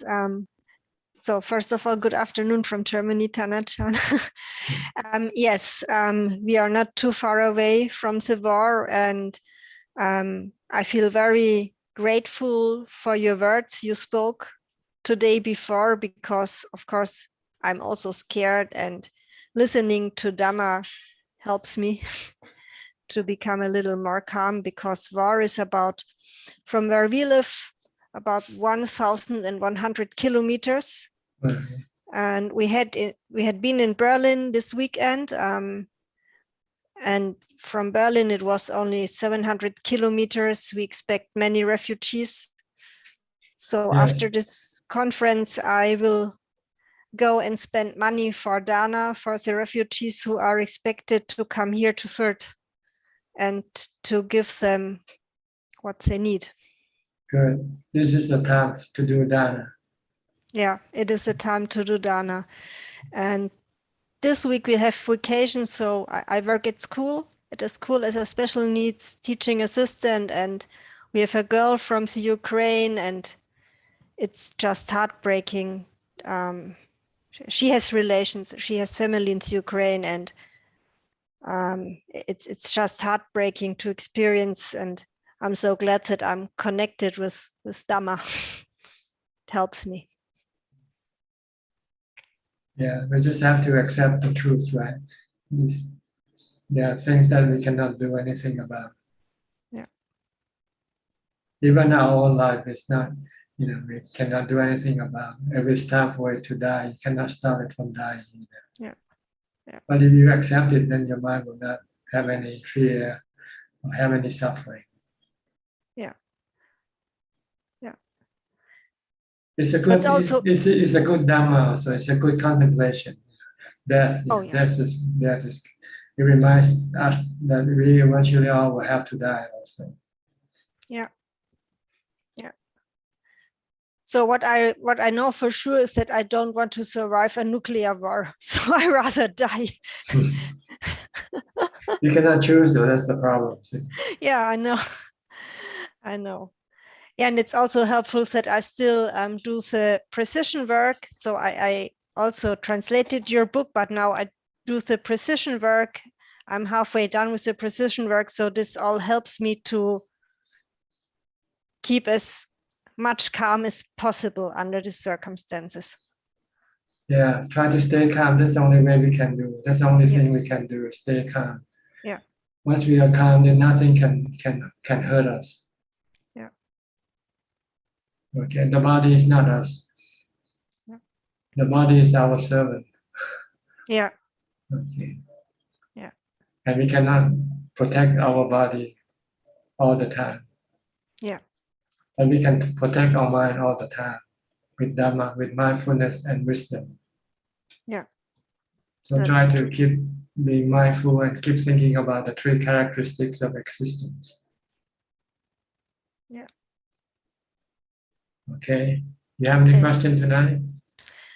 No, no, it's good to listen to your teachings, and I'm grateful that I'm here. Thank you. How is your translation? How much have you done so far? Yeah, so I translated the book already, but I do the precision work now. So I do the precision work. This means I correct the translation. I correct it. Okay. And when I'm finished, I will send it to Kenneth to Switzerland, and he will proofread it. Okay, very good. He speaks German also. You read Yes. German. Yes. Good. Yes. And he's a professor, so Yeah. good. Yeah. And after Kenneth did the proofreading, and if Kenneth agrees, we will publish it on internet. Good. Okay. And we can. I can also post it on the Facebook page for people to download. Yes. Thank you. Yeah. All right. It's good work. It's dana. So this is another type of dana, the giving up Dhamma. Yeah. And it helps me. Makes you happy also. Yes. Give you insight. Give you right view. Yeah. You understand better. Yeah. That's the truth. Yeah. Okay. Nice to see you after a long absence. Yes, I work at school in the afternoon, so I can come only when we have vacation. Next time we have vacation is in April, so next time I will be here in April. Okay, we'll see you then. Yeah, see you in April. Thank you. Okay. Next, where are you from? Dr. V. Let's see. นมัสการครับพระอาจารย์ครับ I come here to learn and encourage myself to practice more อาจารย์ Okay, you're welcome. I noticed that when I talk to you, I will have some power to meditate, and such as last Sunday I talked to you 1.5 hours. On Monday I can do meditation nearly 2 hours. Yeah. So that's part of the result from listening to Dhammatalk or talking about Dhamma. It can give you energy and inspiration. Yes. That's why we should do this at least once a week. Yes, I think so. I have some question, Prajaan. I will worry about the swallow saliva. Swallow your saliva. Just ignore it. If it's gonna flow out your mouth, let it flow. If you ignore it, then it will stop flowing. But if you keep thinking about it, it will keep flowing. You might keep generating, pushing the saliva to come out. But when you stop thinking about it, then it will stop. Okay. So just tell yourself it's gonna flow from your mouth, let it flow. Just keep concentrating on your mantra or on your breath. Okay. It only becomes a problem when you think about it. If you don't think about it, it's no problem. Yes. Okay. I will do it tonight. Yeah, try it. Yeah. If it's gonna flow, let it flow. Yeah. Okay. Think of it like sweat. Sometimes you see it and your body becomes real hot and you start sweating. So if it wants to come out of your mouth, think of it as sweat. Let it flow. Just ignore it. Keep concentrating and you'll stop. Yes. Okay. Thank you. Thank you, Prajaan. Just want to let you know, Dr. V is a Thai physician, and he gives good advice on medical issues in Thai on YouTube. He has about 700,000 followers on YouTube now. So it's quite popular in Thailand for people seeking medical advice. But he once a week invited me to join his channel to discuss Dhammatalk in Thai every Sunday night for 1.5 hours. I just want to let you know the relationship with him. Okay, thank you. No more question, right? No more question. นมัสการพระอาจารย์ครับ Okay. Next, Sulan from Singapore. Yeah. Hello, Ajahn. Yeah. Anything? Any question? I think I'm feeling happier. Yeah, and feeling good also. Thank you for your Dhamma sharing. Yeah, I just have one question. It's like why do we feel uneasy when we meet new people? Stop it. Recite the mantra. Oh. Your mind just creating this guilt. See? So you can stop it by just sidetracking the mind from thinking about what caused you to feel guilty. And just keep reciting Bhutto, Bhutto, Bhutto. After a while, you forget what you were guilty about. Oh. Then the guilt will disappear. Or you can chant. If you don't like mantra, you can chant. Yeah. Okay. I started meditating and chanting too. Yeah, chanting and reciting the mantra is a way of meditation. It's part of the meditation. But you don't have to wait to find a place to sit and meditate. You can do this wherever you are. When you feel bad, anytime you feel uneasy or uncomfortable, just keep reciting the mantra or do some chanting mentally. You don't have to do it verbally. So no, you don't disturb anybody when you do it. Oh, yeah. Then your mind will become calm and peaceful. The stress, restlessness, and agitation will disappear. But you have to practice before you can do it. If you don't practice when you feel uneasy, you will not be able to do it. So try to keep reciting mantra as much as possible during your waking hours. Anytime you don't have to think, try to use the mantra. Okay. Okay? Yeah. That's all. Yes, all. Thank you so much, Ajahn. Okay. Next, Judy Jonas from Canada. Are you in Canada? Toronto? I'm actually at my cottage in Campbellford, which is a couple of hours from Toronto. I'm by myself here. Okay. And I've been meditating more than usual. And I think it's going well. And I just want to see if I'm doing the right thing, because when I'm meditating now, I think I get to a place where I feel really good. You know, my arms and legs are up. I don't feel them. And I think it's okay. And I'm feeling good. And then I'm going, oh, I don't want to get out of my car now. Like you told me that last time. Like, don't get out of your car. Mm-hmm. And then I just wonder, I start breathing because I'm supposed to focus on my breath, and then it sort of all goes away, and then I have to start over, and then it comes back, and then in a few minutes I feel really good again, and I'm going, oh, I'm not supposed to stay here, like just breathe, you know, and is that right? That's right, just stay with the breathing. And okay, because it goes away. Because I was thinking if I just say, ignore this feeling good, I like it, but then don't think about it, just breathe, it goes away. Yeah. That's okay? You have to come back to your breathing to keep the good feeling continue on. Yeah, but then it goes away and then it comes back a little bit later. Okay, so it's off and on, kind of like. That's because your mindfulness is off and on. not continuous. Okay. All right. So try Okay, to, and to go make ahead. your mindfulness continuous.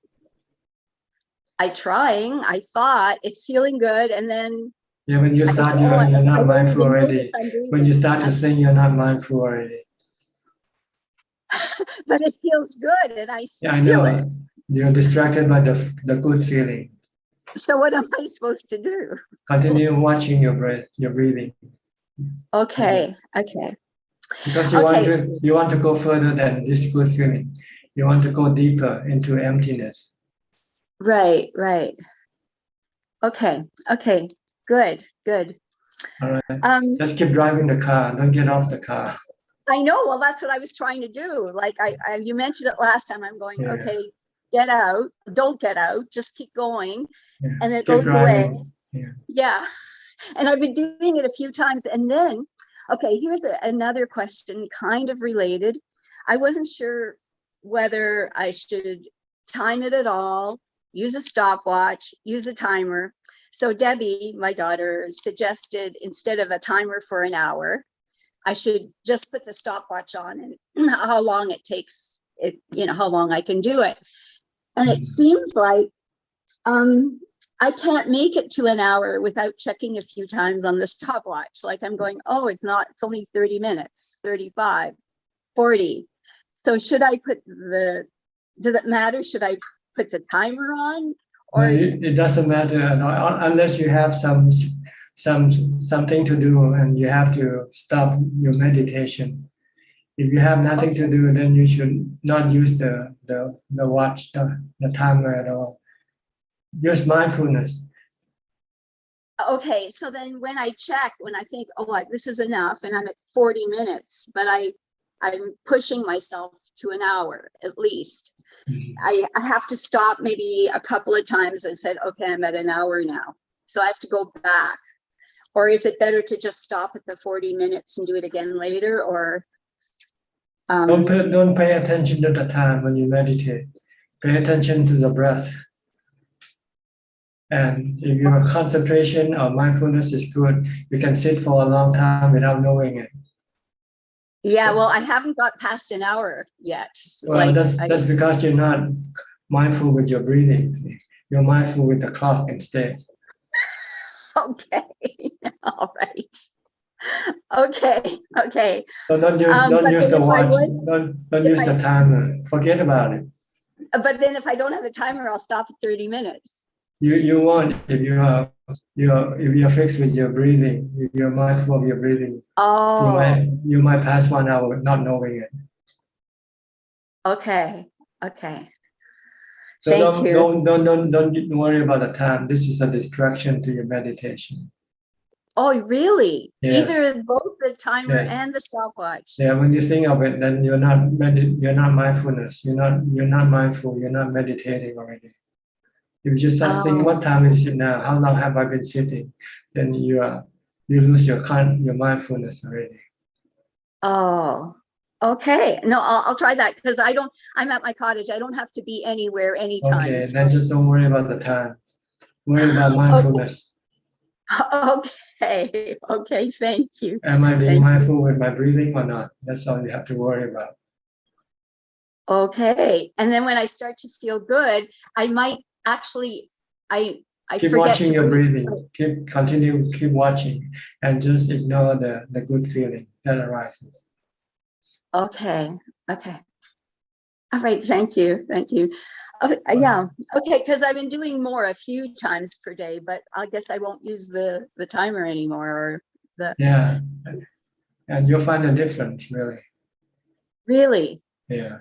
Oh, okay, so it's just if you have to be somewhere or whatever, right. then you use the timer. Right. Okay, because, all right. Okay, because the goal is to sit for the goal is to make the mind calm for as long as possible. Right.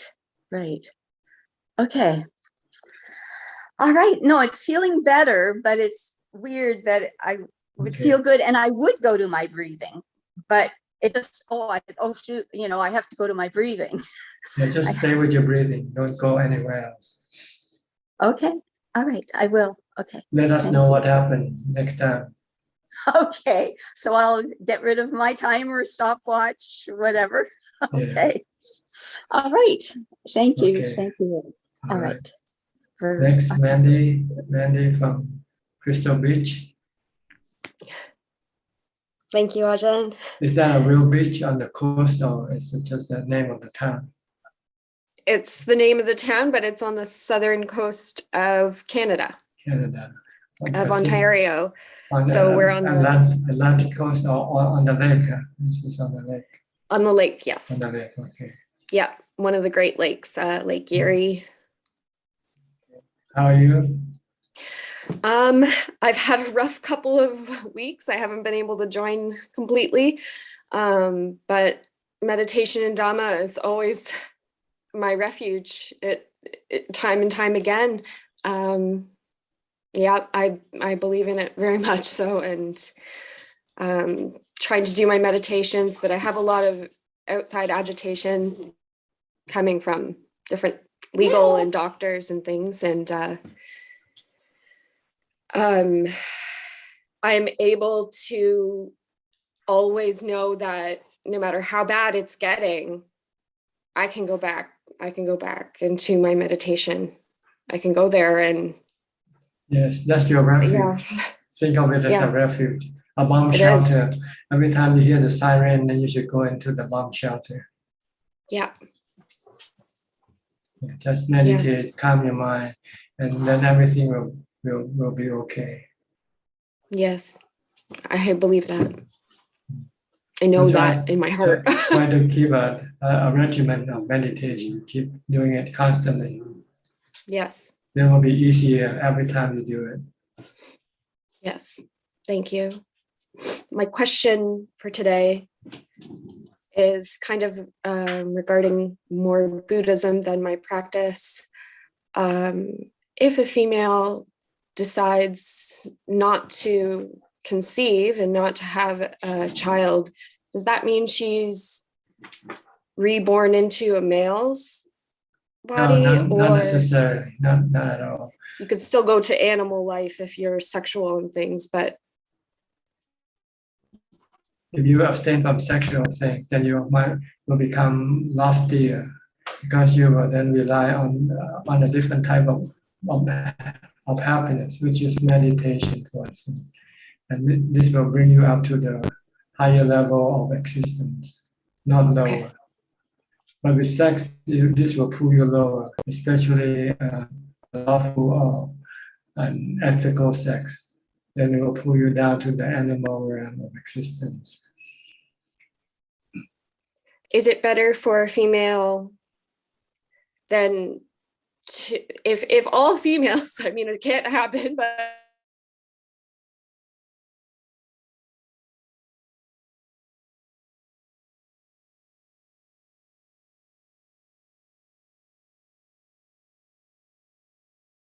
if all females don't have babies anymore, would that not?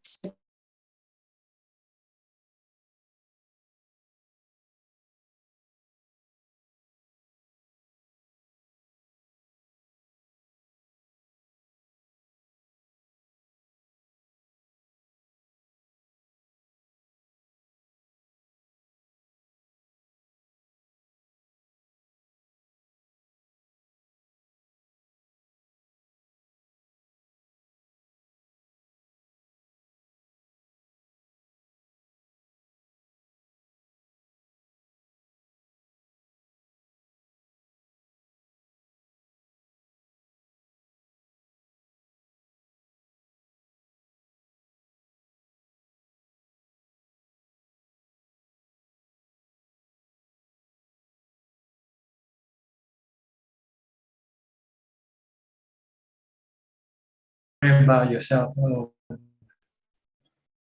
If you can get rid of that, you will be feeling much better, because you won't be under pressure. Sexual desire is self. Okay. Thank you. you. Next, Jessica, I think the number this time 840806. Hello, Tanachan. I don't know what happened to my name today, but I don't mind if you call me that as well. It's just a name. You're just a robot, right? Your body is just a robot, an android. Exactly, Tanan. So I don't know what happened. I tried signing in many times before. I think there was something wrong with it. So today I'm for today a robot. Yeah. So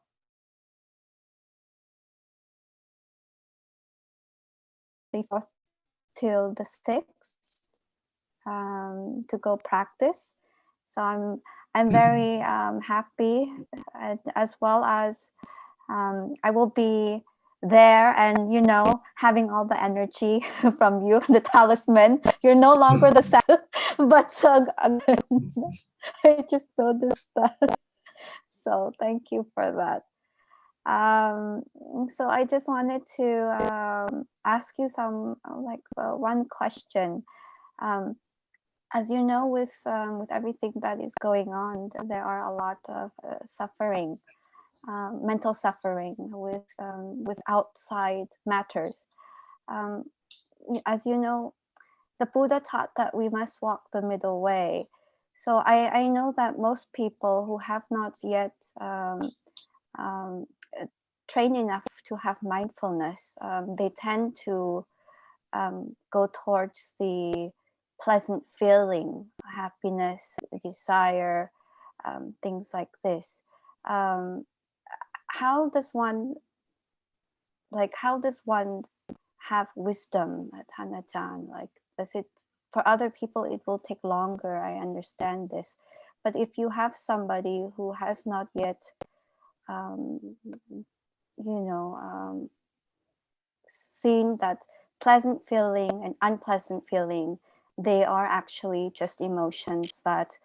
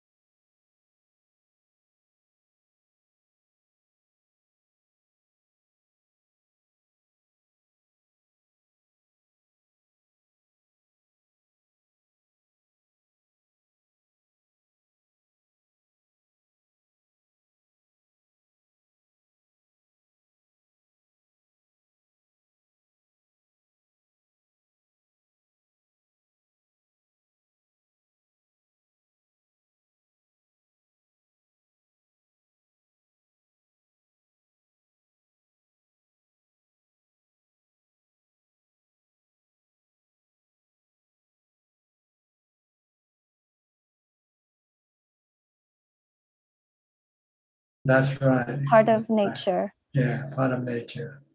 Okay, Tanachan. The problem is we don't want to accept the bad feeling. We only want the good feeling.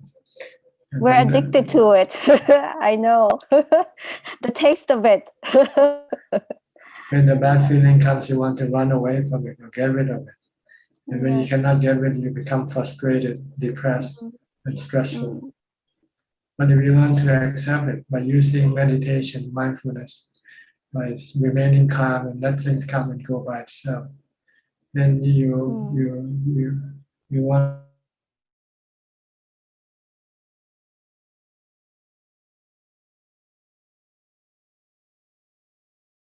I also understand it. You Like the cannot weather. say, yeah, like the weather. You cannot say, oh, today I want happiness. Tomorrow I don't want suffering. And they come and go like the weather. Yeah. Yeah.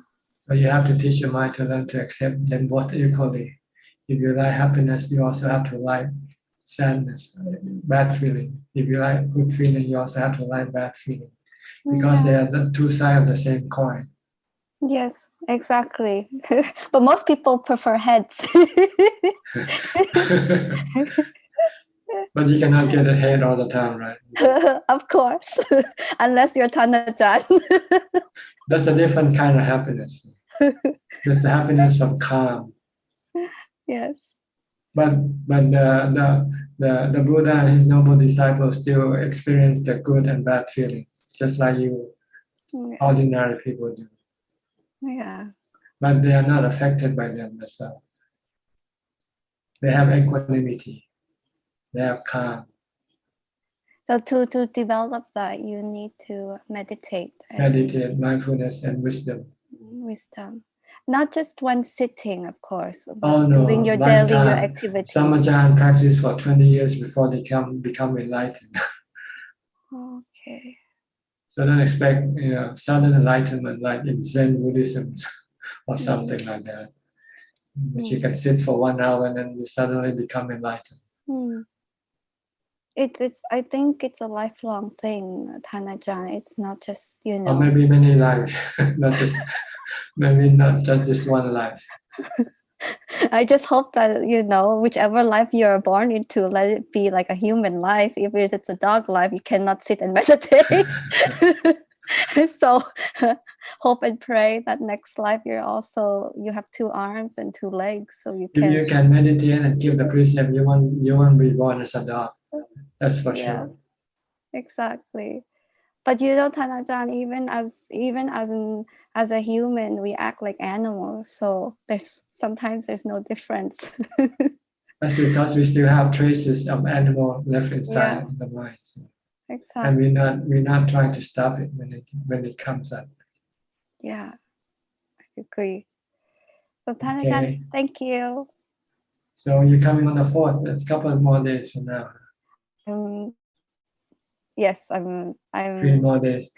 I'm actually pretty ready.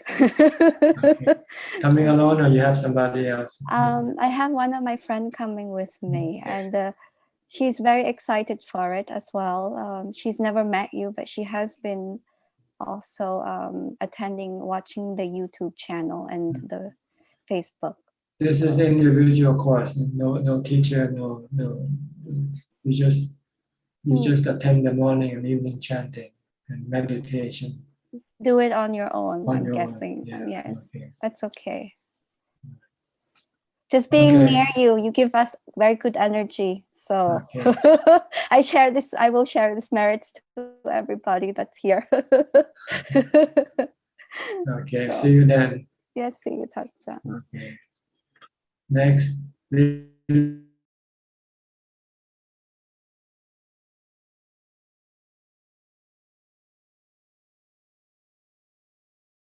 Getting more motivation from Dhammatalk. Okay, good to see you again. Akash Ketan from Thailand. Namaskar, Ajaan. Where are you in Thailand? Bangkok? Ajaan, I'm near Bangkok. It's a province called Nakhon Pathom. Nakhon Pathom. That's where the big pagoda is. That's the largest pagoda in Thailand. Yes, Ajaan, and I'm in near Mahidol University, Okay. town called Salaya.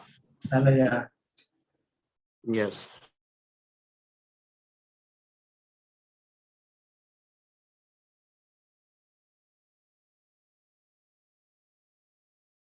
So it's very hard for me to keep my back straight, especially when I'm sitting. And I almost have to like keep fighting with myself to stay straight. Do you have any advice for me? Yes, the posture of the body is not important. What's important is mindfulness when you meditate. So when you start, you try to sit upright. But once you start do the meditation, then you just forget about the body. If it's gonna lean back and forth or becomes anything, don't pay attention because it will distract you from your meditation. So no problem, even if you sit and then you crouch eventually, just forget about it. If you're mindful, then you won't. If you're not mindful, then you might. Is it easier to be mindful when the back is straight? And is it more easy to fall asleep or something like that when we start to slouch? Not really. Mindfulness depends on how much you develop, not on the position of the body. So you have to develop a lot more mindfulness before you start meditating. If you start to develop mindfulness while you meditate, then you have little mindfulness to start with. But if you do mindfulness long, a few hours, from the time you get up to the time you meditate, then you have lots of mindfulness. So when you meditate, then you can become calm easily and quickly. So don't worry about the posture of the body when you meditate. Just sit it. When you first started, you just make sure that you can sit with a straight back and then not tense or not too relaxed. And then once you have set up your body, then forget it. Start watching your breathing. And if you feel you're leaning to the left or right, don't move it. Some people say, oh, my body is moving to the right, I should move it back to the left. And there's too much to the left, then you end up not meditating, but you try just to adjust your body posture. Then you don't get any success from your meditation. So remember, when you meditate, the only thing that matters is your meditation object, whether it's a mantra or whether it's your breathing. Just keep focused on this object only and ignore everything else. Sometimes you feel itchy and you want to scratch, you don't do that also. Like the doctor who just said, sometimes you feel like his saliva is coming out of his mouth. Just leave it alone. Don't pay attention to it. These are all distractions to your meditation. And you will not get any result if you give attention to them.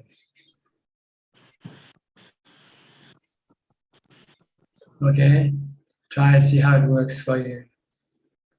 I think you should concentrate more on building up mindfulness by long before you meditate.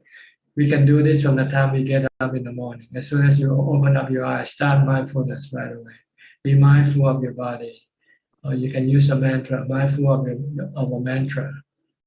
And as you continue on doing your work or whatever you have to do, only stop using the mantra if you use the mantra, only stop when you have to think something seriously, something important, something essential. But if you don't use the mantra, then you just keep focusing on your body action. Whatever your body is doing, stay with that action. Keep the mind in the present. Don't let it go to the past or the future. Then you will have mindfulness. When you meditate, then you can focus on your meditation object and not be distracted by other things. Okay? Ajahn Ka, I have question. Okay. 10 years ago, I start to learn how to meditate and do vipassana ค่ะ and I keep joining that 10-day course, Ajahn Goenka, I keep joining that course every year, and I feel that I get benefit from that all the time. But just recently, like this is year 10 that I joined that course, and after I joined the course, I feel like I get a lot of benefit. But in the same time, I feel sad. I feel angry. I feel like all like easily angry. I feel sad with many things. And I don't know how can I deal with that. And That's I don't know. because you don't continue with your practice when you come out from your retreat. See? You have to continue on with your practice, not just when you're doing the retreat. You have to do practice all the time, mindfulness, and also you can also use wisdom if you can. You teach your mind that you cannot force things to happen. Things happen because they happen.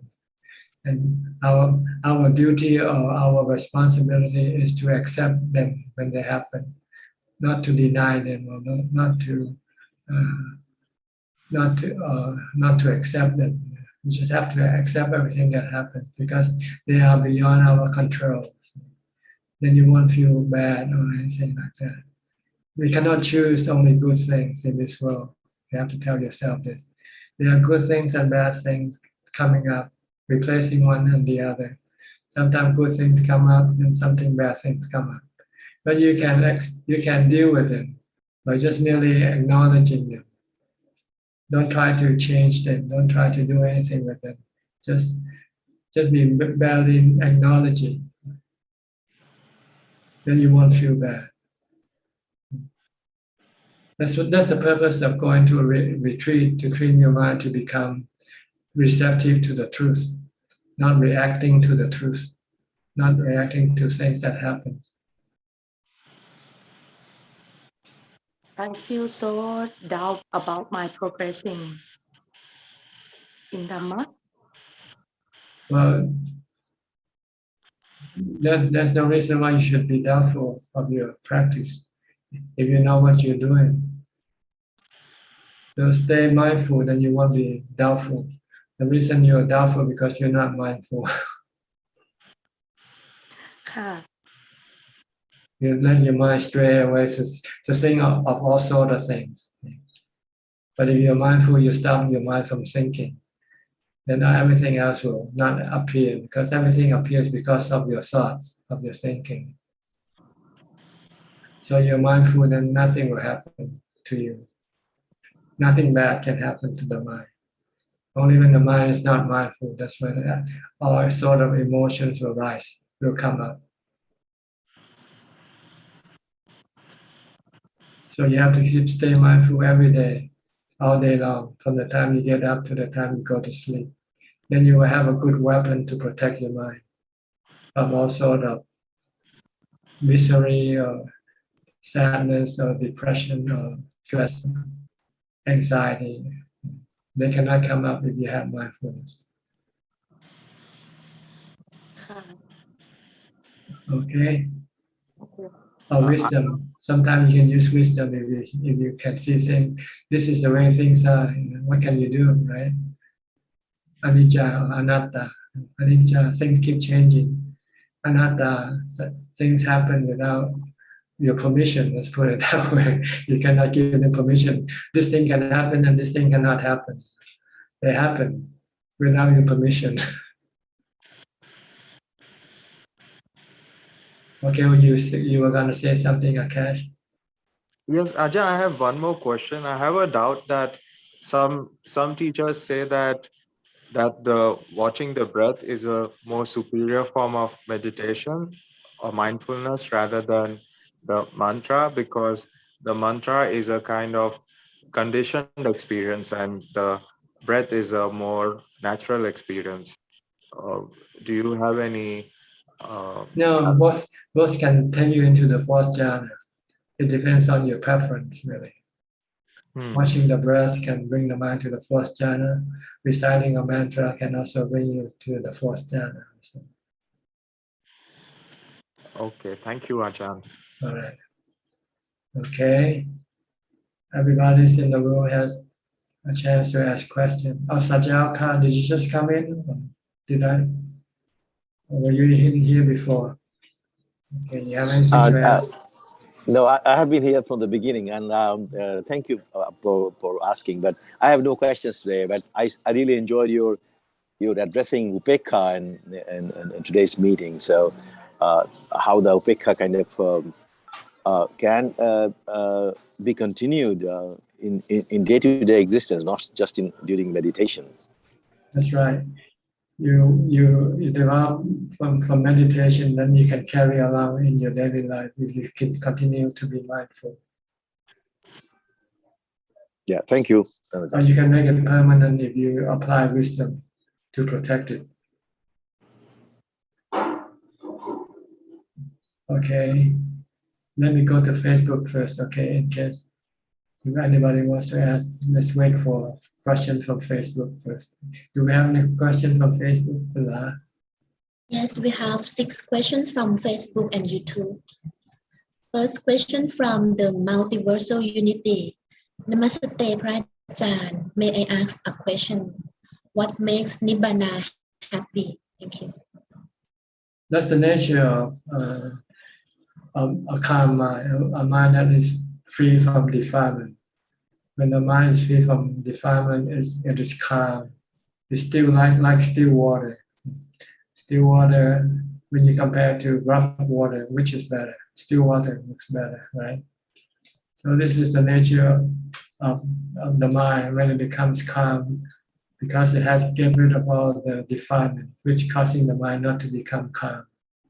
Then the mind becomes calm permanently without defilement. Then we call this mind Nibbana. And 2 questions from Evelyn Ho. Dear Ajaan, my mom regularly say hurtful things to me since I was young. It affects me a lot whenever she does that. How should I deal with this? Thank you. It hurts you because you don't want to hear it. So if you don't want to be heard, you have to tell yourself to force yourself to hear whatever she wants to say, and accept that you cannot stop her from saying what she wanted to say. Yeah. And second question. Okay. Second question. Recently, my sis and I had a quarrel with her, and now she wants to cut off all tie with us. What should we do? Thank you. You don't do anything. It's your action, not your action. You continue on to have tie with her. If she wants to do anything, that's her business. But you still consider her your mother and respect her and do anything good for her if you can. 2 questions from Yato. Namaste, Ajaan. If a monk only attains Sotapanna, when he dies, can he live the relics? No. Only those who have become fully enlightened, an arahant. And he has to become an enlightened for a certain period of time before he dies, because this will give the time for the pure mind to purify the bones to become relics. If an arahant achieve arahant and then die suddenly, then there will be no time to purify the bones. So the bone will not turn into relics either. So it's not an indication that if someone dies and his bone doesn't turn into relics, doesn't preclude that he hasn't become fully enlightened. But if his bone turns into relics, then it just confirms that he is a fully enlightened person. Any more questions? Is that all? And second question, 2 more questions, Ajaan. Second question, when we practice Atthasila or 8 precepts on Ubosatha day, we drink chocolate or coffee that contain milk like Starbucks after 12 noon. Is this okay? Well, according to our interpretation of milk is considered to be foods. We cannot take milk because it's considered in the category of food. But sugar is considered to be in medicine category. So you can put sugar in your coffee, but no milk. Last question from Un. Hi Pante, I'm Un from Penang Island, Malaysia. Can Pante please explain why Buddha created and used many words for my or consciousness. Example, Citta, Sanya, Vinnanam, to show the truth in nature law, to help all being eliminate my suffering. Thank you, Bhante. Because they are different. See. The mind has many abilities. See. First, the knowing ability, that's the mind. Then, besides the knowing ability, it has also the feeling ability, the thinking ability, the perception ability, and the consciousness of the essential object ability to connect to the body to receive sensual objects from the sensual organs. So they have different names for these different function or ability. Sanya, Vedana is feeling. Sanya is perception or memory. Sankhara is thinking. Vijnana is the stream of consciousness that connect to the sensual organs, to the body. So they have different functions, so they have different names. Like our body, we have different names for different parts of the body, right? We have hands, we have legs, we have hair, we have nose, we have, these are the body, so, but there are different parts of it. That's all. Okay, is that all? Yes, that's all, Thanajan. Okay, anybody in the room would like to ask any more questions? You're welcome. Raise your hand and unmute the microphone. Okay, Julia. Yes, Ajahn, I have 2 questions, please. Go ahead. Well, Ajahn was saying not to give rise to distraction. But sometimes a Dhamma talk can also be a distraction, no? Well, when you do Dhamma talk, you don't meditate. It's a different function, different thing. Enlightenment that way and Mogalan. Yes, when they listen, they try to understand, make themselves understand. Once they understand, then they become enlightened. Okay, can you use it Dhamma talk too much as entertainment? Like chocolate. Yes, but it's not harmful like chocolate. Okay. It has no side effect. With chocolate, you can become addicted. And when you don't have it, then you can have bad feelings arising. Okay. But with Dhamma talk, if you don't have a chance to listen to Dhamma talk, it will not cost you any bad feelings. Ah, okay. And then the second question, so sometimes my friends ask me questions, like somebody called me on the telephone last night. Somebody who moved away from Colorado to another state, and she asked a question, and my thought was like, oh, the perfect thing to do is to give a quotation from the Buddha. But then I thought, well, no, because I'm not a monk and it's not my job to quote the Buddha to my friend. That's what monks do. But then it would have been the perfect answer to give. Like monks only can teach in my anybody can use the Buddha's teaching to pass it on to other people. It's sharing Dhamma. That's what you're doing. That's all. Yeah, but like in retreat, you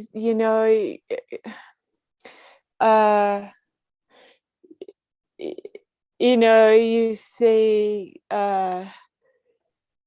Brahma Sahampati, you request the Dhamma, this is to let the monk know that you want to listen to his Dhamma talk, that's all. Because we should not go telling people about the Dhamma if they're not willing to listen. Okay. But if for a lay person, yes, anybody can do the same thing. Dhamma it's only restricted for only monks. It's for everybody who will appreciate the value of Dhamma and share or pass it on to somebody else. Okay. So if you find that using a quotation by the Buddha will help your friend, Yeah. then go on, give it to her. Okay. But if she Okay. doesn't ask any question, then you should. Then Okay. you might bother her. Okay. Okay.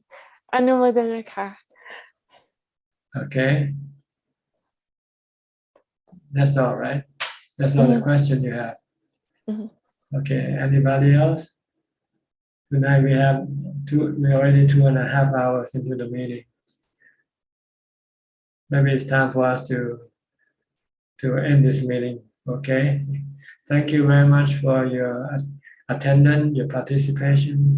I hope it is beneficial to you and help you advance in your practice. In the meantime, please stay safe, stay mindful, keep on practicing, and one day you'll become enlightened. Thank you and goodbye. Sadhu, sadhu, sadhu. Everyone. Thanks.